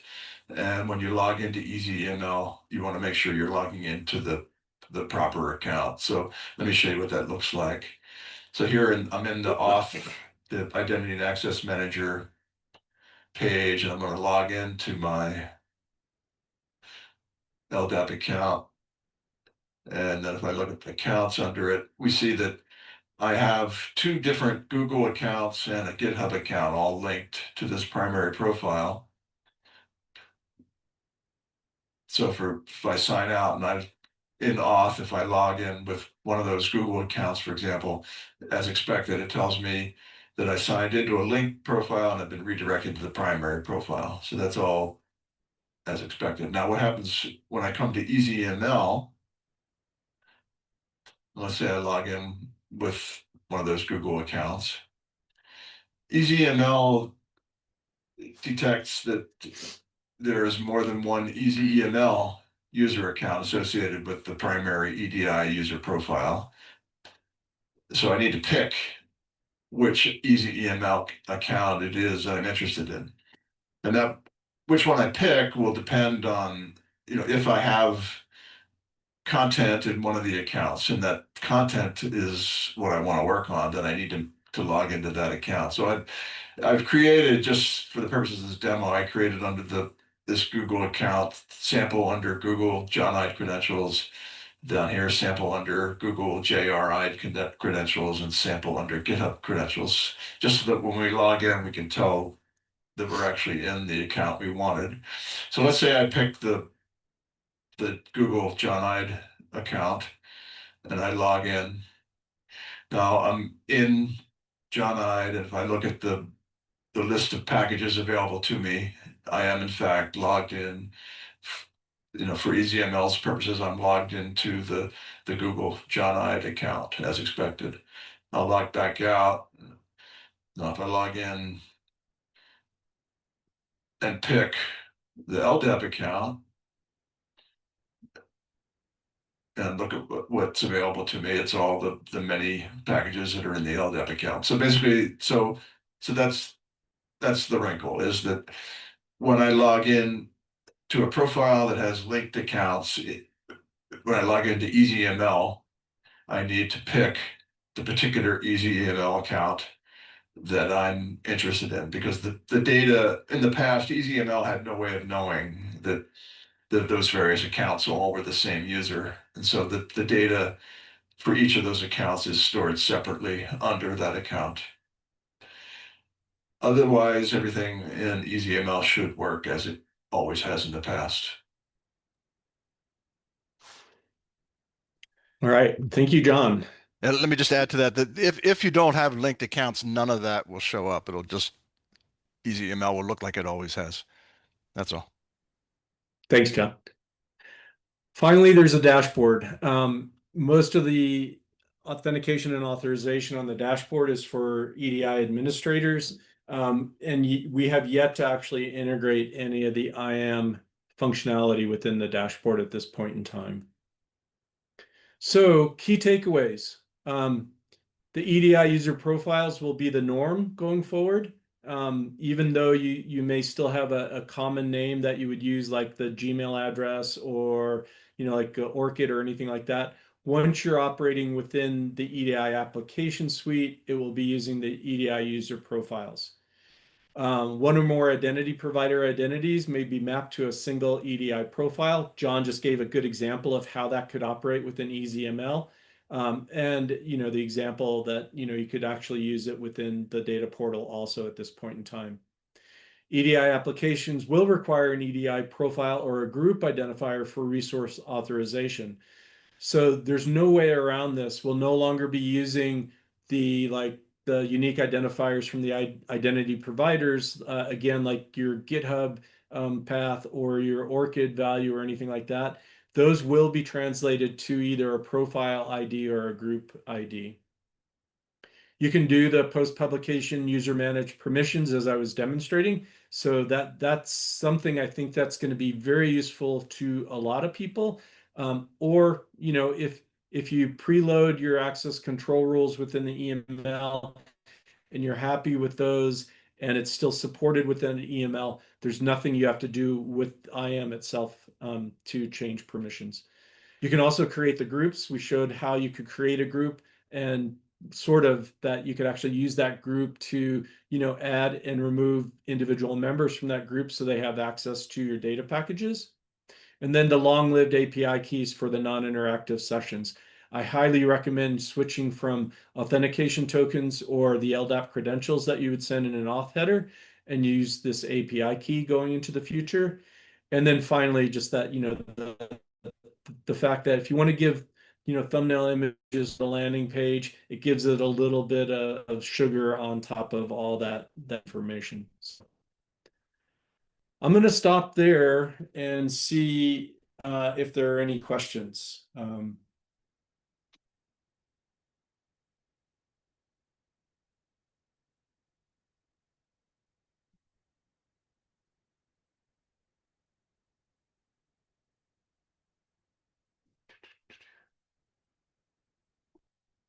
Yes, Gabe. Yes. So I recall there was a plan to eventually start requiring authentication to download data that are published as publicly accessible. Is that still the case? And then if yes, would users using tools like EDI utils need to begin using API keys or tokens in order to download data through those tools, or through some sites use data catalogs that query from EDI, and you can download the data from an LTR site. Yeah, so that's a great question, Gabe. There's still the intent to require, an authentication for access to the data. And yes, the API keys for programmatic access is probably the best way to mitigate any issues with your software code itself. So you would create an API key, depending on the level of access that's needed. If it's just purely to display content, you may want to create a group API key as opposed to an API key based on your account, and set that up within the software. So yeah, it still is the intent to do that, and the reason we haven't implemented that required authentication for access to data is primarily because we were waiting for the API keys to make it possible for developers. Okay, thank you. And so just to be clear that the requirement to authenticate to download data, that requirement will be coming later. That change will be coming probably after the first of the year, but we'll probably start testing it within our development here, sometime in December. Yeah. And then I saw Tim's question. So since query below is public, sounds like we don't need an API key for search email title. Yeah, if we're just using a public search, we're not editing data or trying to access anything private. Yeah, so the search API. So this is still becoming an issue, and this is kind of an aside and part of the reason why we're looking at requiring the authentication for data downloads, is that we've been ravaged basically by a lot of these big companies who are building these large language models. We're getting hit by Meta, we're getting hit by Google, OpenAI, you name it. They're trying to basically access a lot of the content, and that's all and good. But to use that without any kind of minimally just to even contact us to let us know that they're going to be hitting us, because it does require us to have the resources, the infrastructure to allow that to happen. So we basically block that completely now through our current system, assuming that we can identify the user agent within the request. There are other groups who don't use typical, identifiers within user agent fields, and they are still able to scrape the content. We're running into another issue now that, our metadata is being scraped. And instead of using our APIs directly to do that, they're just scraping our data portal. And now we're seeing an increased cost in the use of Google Maps, because when they scrape the data portal, it invokes the Google Map API, which now is causing a cost to be incurred on our side. So there are issues, it's not killing us or anything like that, but at a point, we have to have better control. There's also another reason why we would really like the authentication of access to our system, is because we really don't know, 90% of everything that comes through our system is through an anonymous request.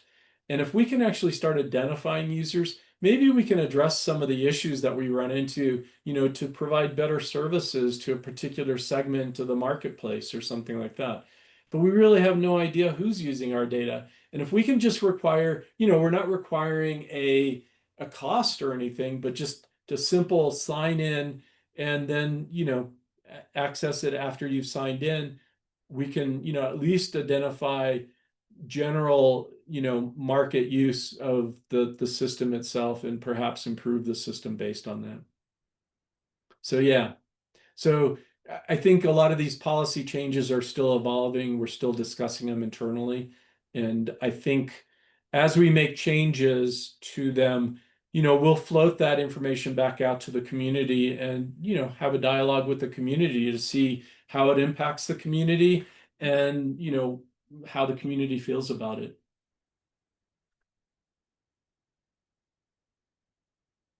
Any other questions?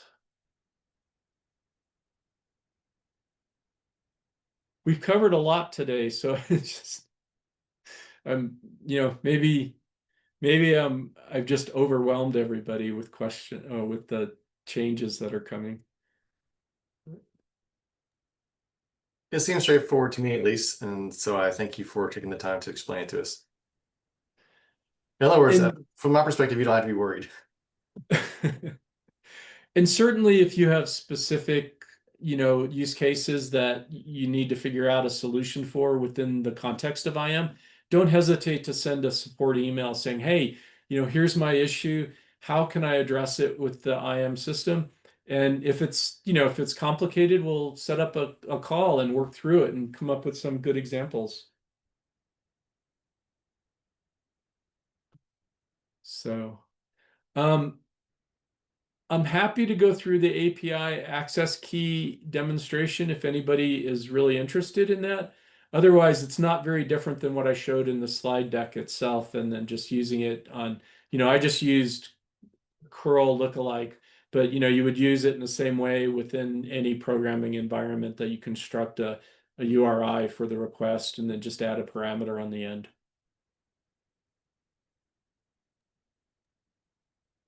I have a follow-up question to what Suzanne was asking about. So when Suzanne retires from the Andrews Forest, how would the next IM go through and remove her from all the data sets that she's owner of?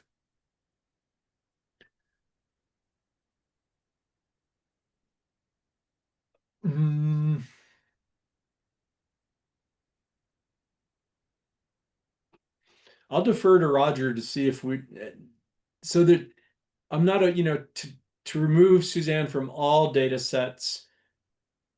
I don't think we have, through the IM user interface, a mechanism to do that. But I want to defer to Roger to. Oh, simple answer: Suzanne is not allowed to retire. Well, it's not a question of removing from the data set, because I mean all data sets have people involved that are no longer connected, right? I mean we've been uploading data sets. When did Pasta start? In 2012 or something? But it's more the admin piece of it. Like if I'm managing through administrative user, I need to be able to pass those permissions over to other people. Yeah, and as I kind of described, there's a couple of ways we could, you could go through that, and I think it's going to be specific to each user. So I was thinking, what if there was a malicious, not that Suzanne's malicious, but what if there was a malicious user, somebody that had a falling out with your group and you wanted to make sure they couldn't do anything nasty? yeah,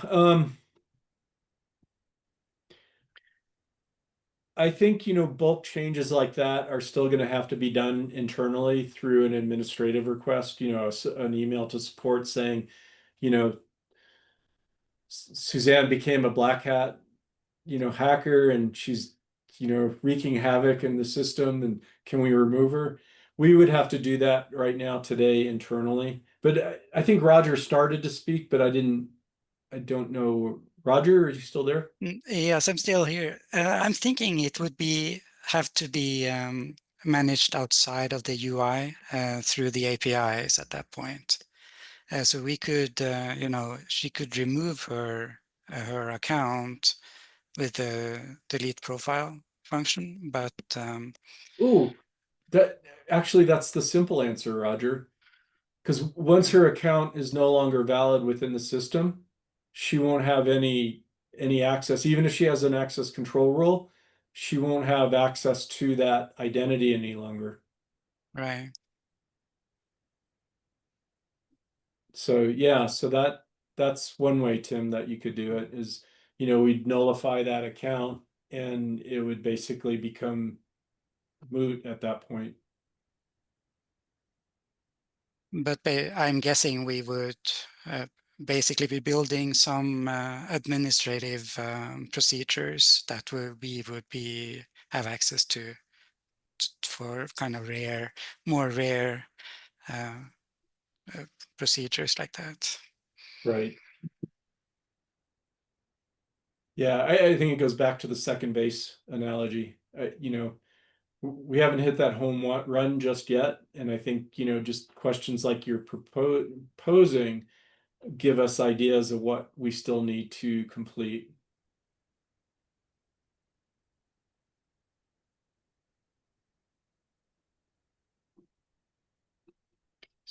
Searches, that sounds fun.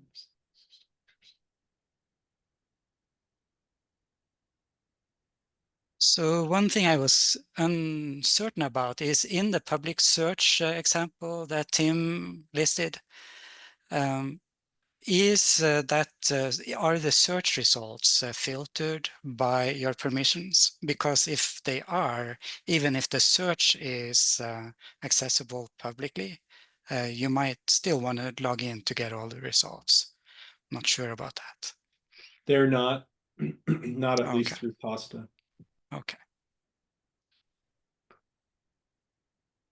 Okay, I see Colin actually added in bold that he'd love to see the API demo after questions. So if I really want to thank everybody for coming and listening and being very patient going through this long presentation. And if you're not interested in the API, feel free to drop off. But if you are, hang on then.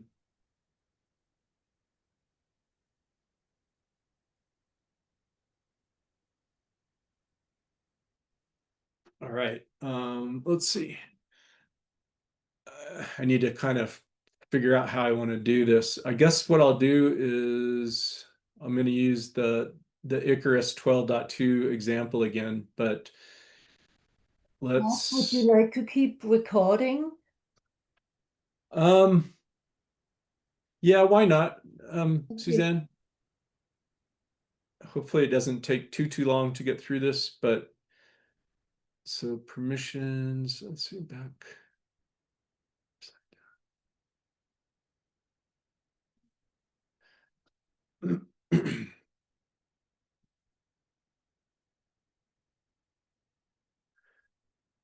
So what I want to do is just to demonstrate that. Let's see. I'm going to remove the public access to Icarus 12.2. The Icarus birders group is still there. Icarus is still an owner, and then my LDAP account is still an owner. And there is no public access to either of these here. And what I'm going to do, I'm just going to do it a simple example of the API key. So I'm going to bring up, okay, so I'm going to log out. I'm going to prove that Icarus 12.2 is not accessible to any public user. I'm going to log in as me.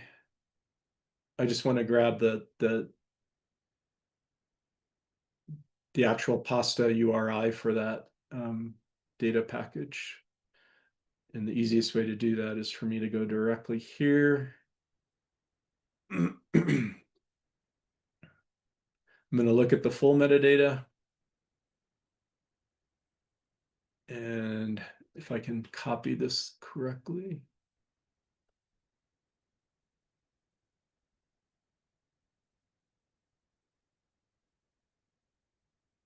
And now I'm going to bring up command line terminal. Can you guys see this okay? Yes, I see that. Okay. So I'm going to just do an HTTP GET. And again, I use HTTPy, which is a kind of the modern version of curl.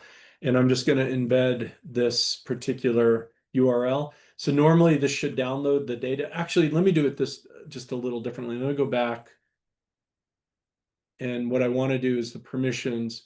I want to add public just so that to demonstrate how that would actually work for Icarus 12. So I'm going to give public read access. I'm going to go back to that terminal.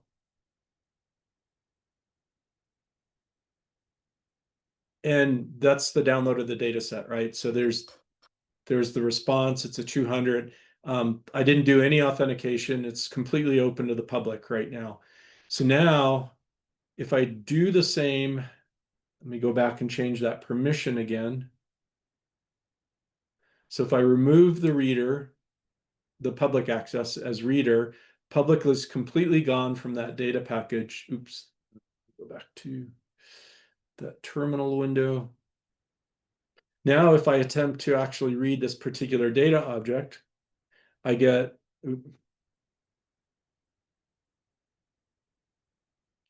a 403 forbidden. And there's a message down here that says this EDI profile ID, which is for public access, is not authorized to read this particular data object.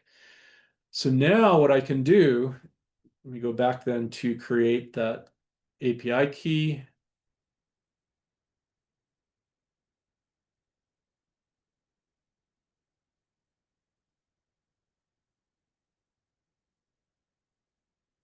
Data API.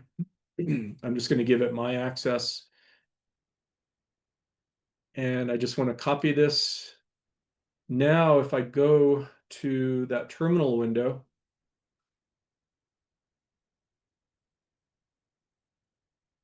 and on the end of this URL, I'm just going to add the key equals, and then that key, I get the data.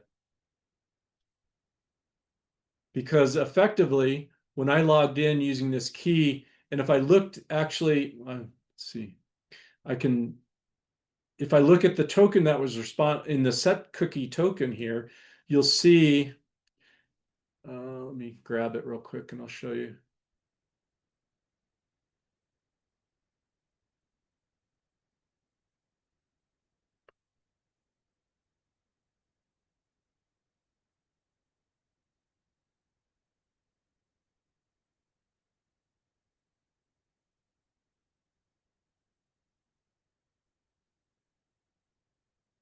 So all I'm doing is taking the base64 token, this is the EDI token, and setting this base64 token, I'm sending it to a command that would actually decode this. And it says it's invalid input. Why is it invalid input? Oh, because it's got the signature on the end. Yeah. Yeah. Let me just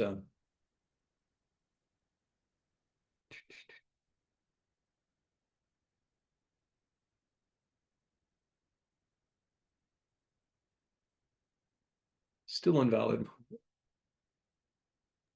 It also has a Oh, header it's got at the the payload top. on the front too. Yeah. Sorry.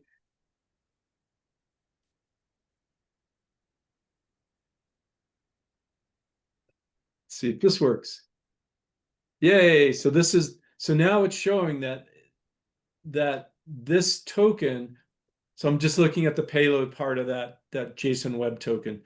That payload shows that this is me, this is my common name, this is the email address that I added to my LDAP account, and then all the detailed information about me, and this is the particular part of what allows that access to that content.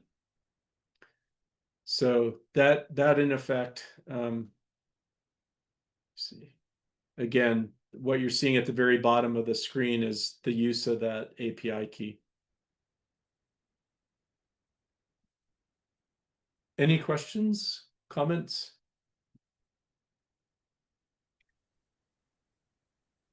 Colin, does that cover what you were interested in? Yeah, it does. Thank you. I guess one thing I'm wondering is the scope to which authentication needs to be applied against the current set of API methods. Is it kind of everything we're going to need to authenticate with in some manner, or is it just a handful of things? Well, it depends. Okay, I'm gonna say I saved it. I'm gonna actually just delete this API key. So it's going away, delete. Okay, so that's gone.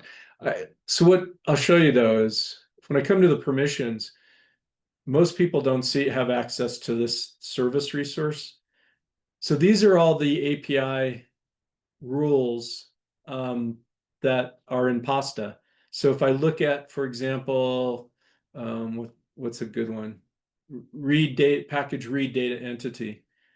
So what this tells me is that the public user has access to that API method as well as the authenticated user, and that this EDI authentication service, which is kind of the owner of everything, is the owner of this particular API method. Is that what you're asking about, Colin? Yeah. Because so just as it happened, this goes back to the way groups has always operated within Pasta. This authenticated access, as long as you're logged in to the system, this becomes part of that. Well, let me see if I still have it up. of the payload under in this principals list right here.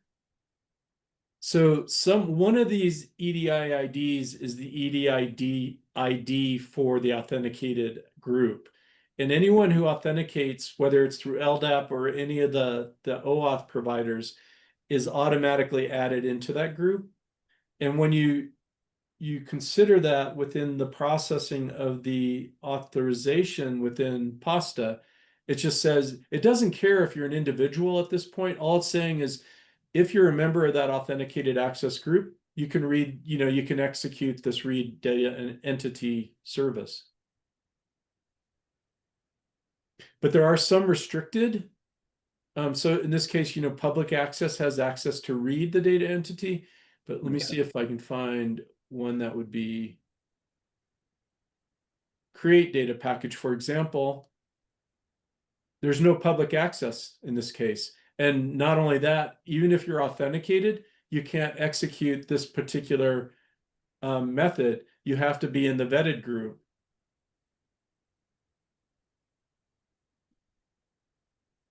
So, okay, the vetted group.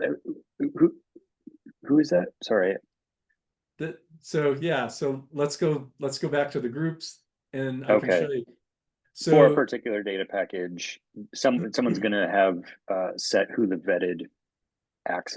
people that have vetted access are, and so if I'm trying to authenticate with the API to access, or I can't remember what the method was on that data package, if I'm not in that list of vetted users, then no go. I'll be denied.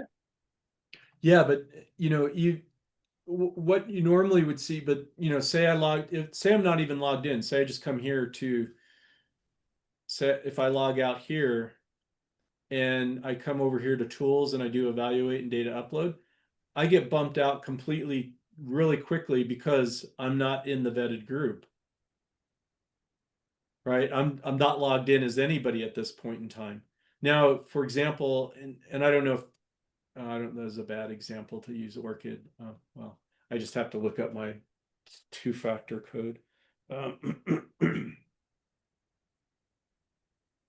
And I don't think my ORCID, it may be, I'm not sure, is in there. But I gotta find it. Oh, goodness. There it is.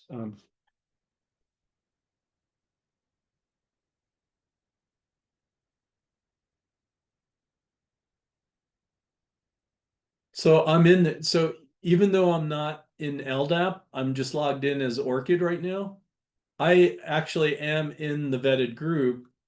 And so it's one of these Mark Cervilla ones, which is my ORCID one. I just don't remember which one it is. But obviously I'm in this group now.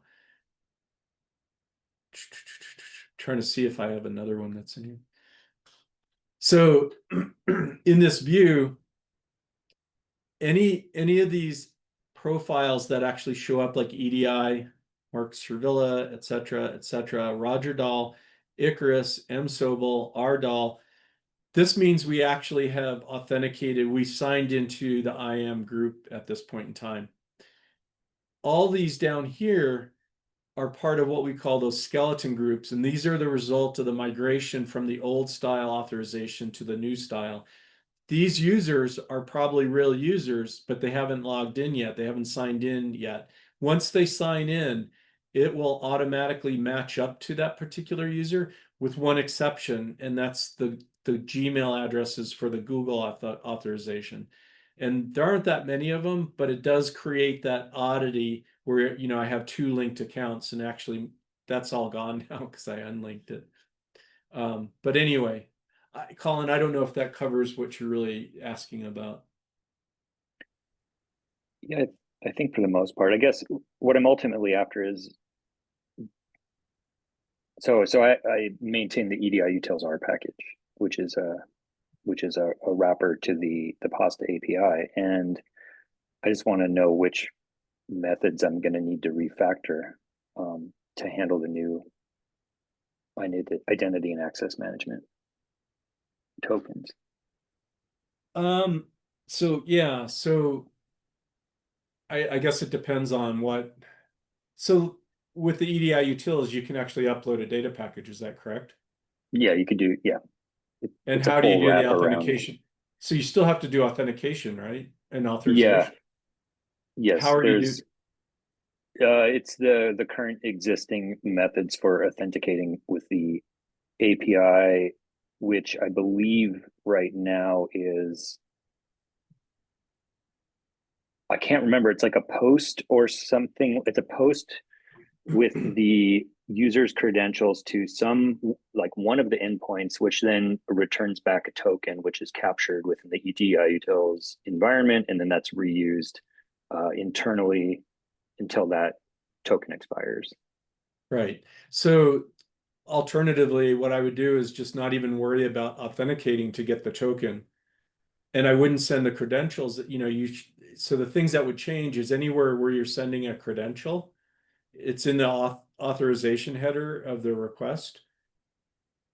I would use an API key if that, but the user is going to have to add that, as part of their code environment, setting up their configuration.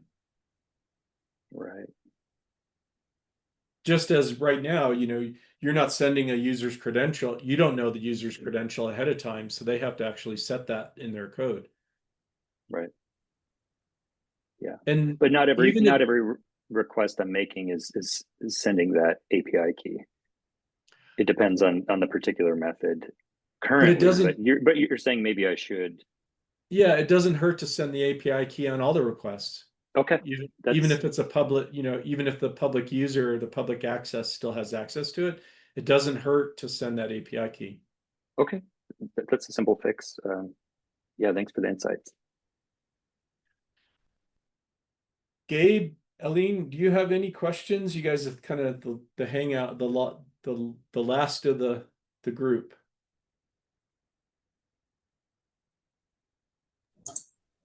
No, I'm just listening in to any changes that might be relevant. Okay. I'm mostly listening. And I had one other question. I suspect the answer is no currently, but I was just wondering if with this new IAM system, if it might eventually be possible to have certain types of permissions that are specific to easy EML. Just for instance, at FCE, despite providing instructions not to submit data package documents to EDI, some folks are just kind of attracted to doing that like a magnet. And so I was just wondering if like maybe a package document owner might be able to control permissions about who in their group of collaborators might be able to submit a package document to EDI curators or not. And that's probably outside of the scope of this, but I was just curious.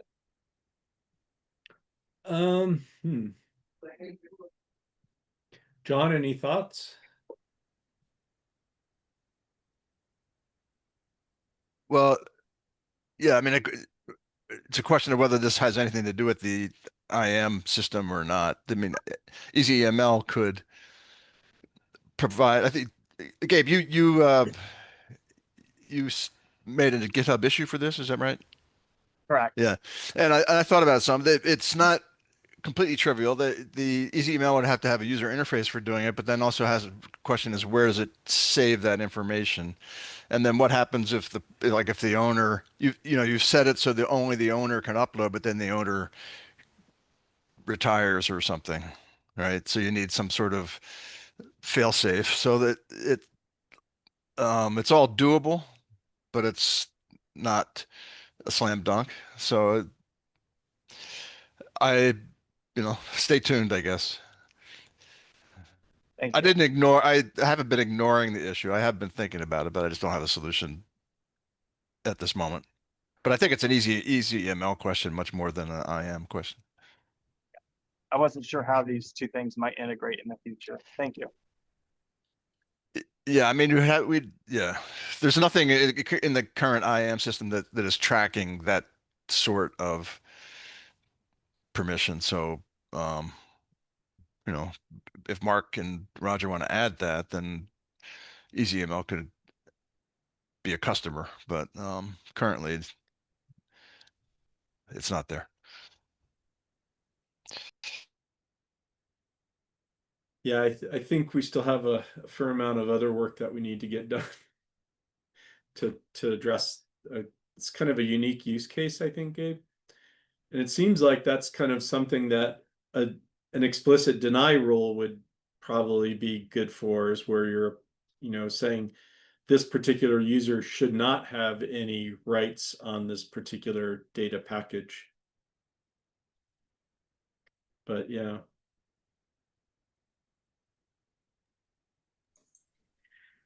So that is in ECML, but they still can't publish unless they have owner on the series, right? That's correct. So they wouldn't be able to upload it. But if they're going through the curators, that kind of mitigates that issue, Roger. I see. Yeah, I think that's the concern, is that they use the publish at EDI feature that's in EasyEML, which sends it to the curators, and then the curators don't know that they're not supposed to handle it. Yeah, so that's somewhere where we could leverage some other special group, that you could put people into to manipulate, to change the access in some way, either reduce or add.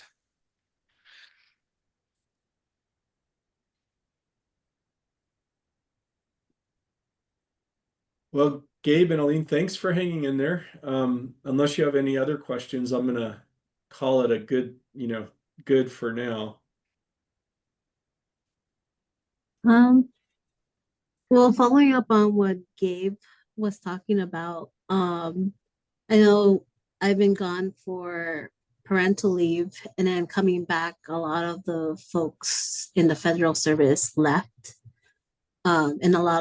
And for our programs, a lot of those were folks who had ownership to data packages that I help keep track of for our program.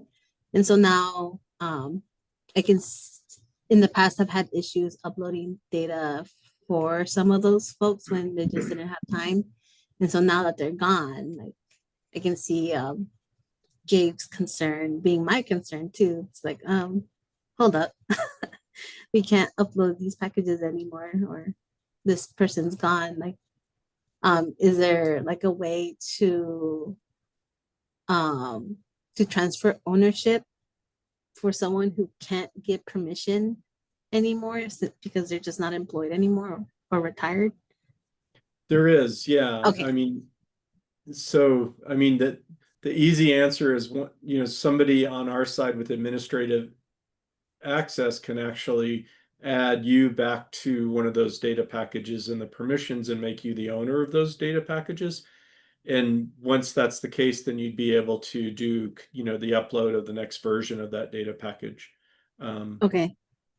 Yeah, so that's pretty doable. To do it yourself, though, unless you had some kind of, unless you have owner rights on those data packages, you wouldn't be able to do that yourself. But, again, I think, this is an administrative tool that you would have to contact us to do, but it is doable. Okay. Roger, did you have anything to add? No.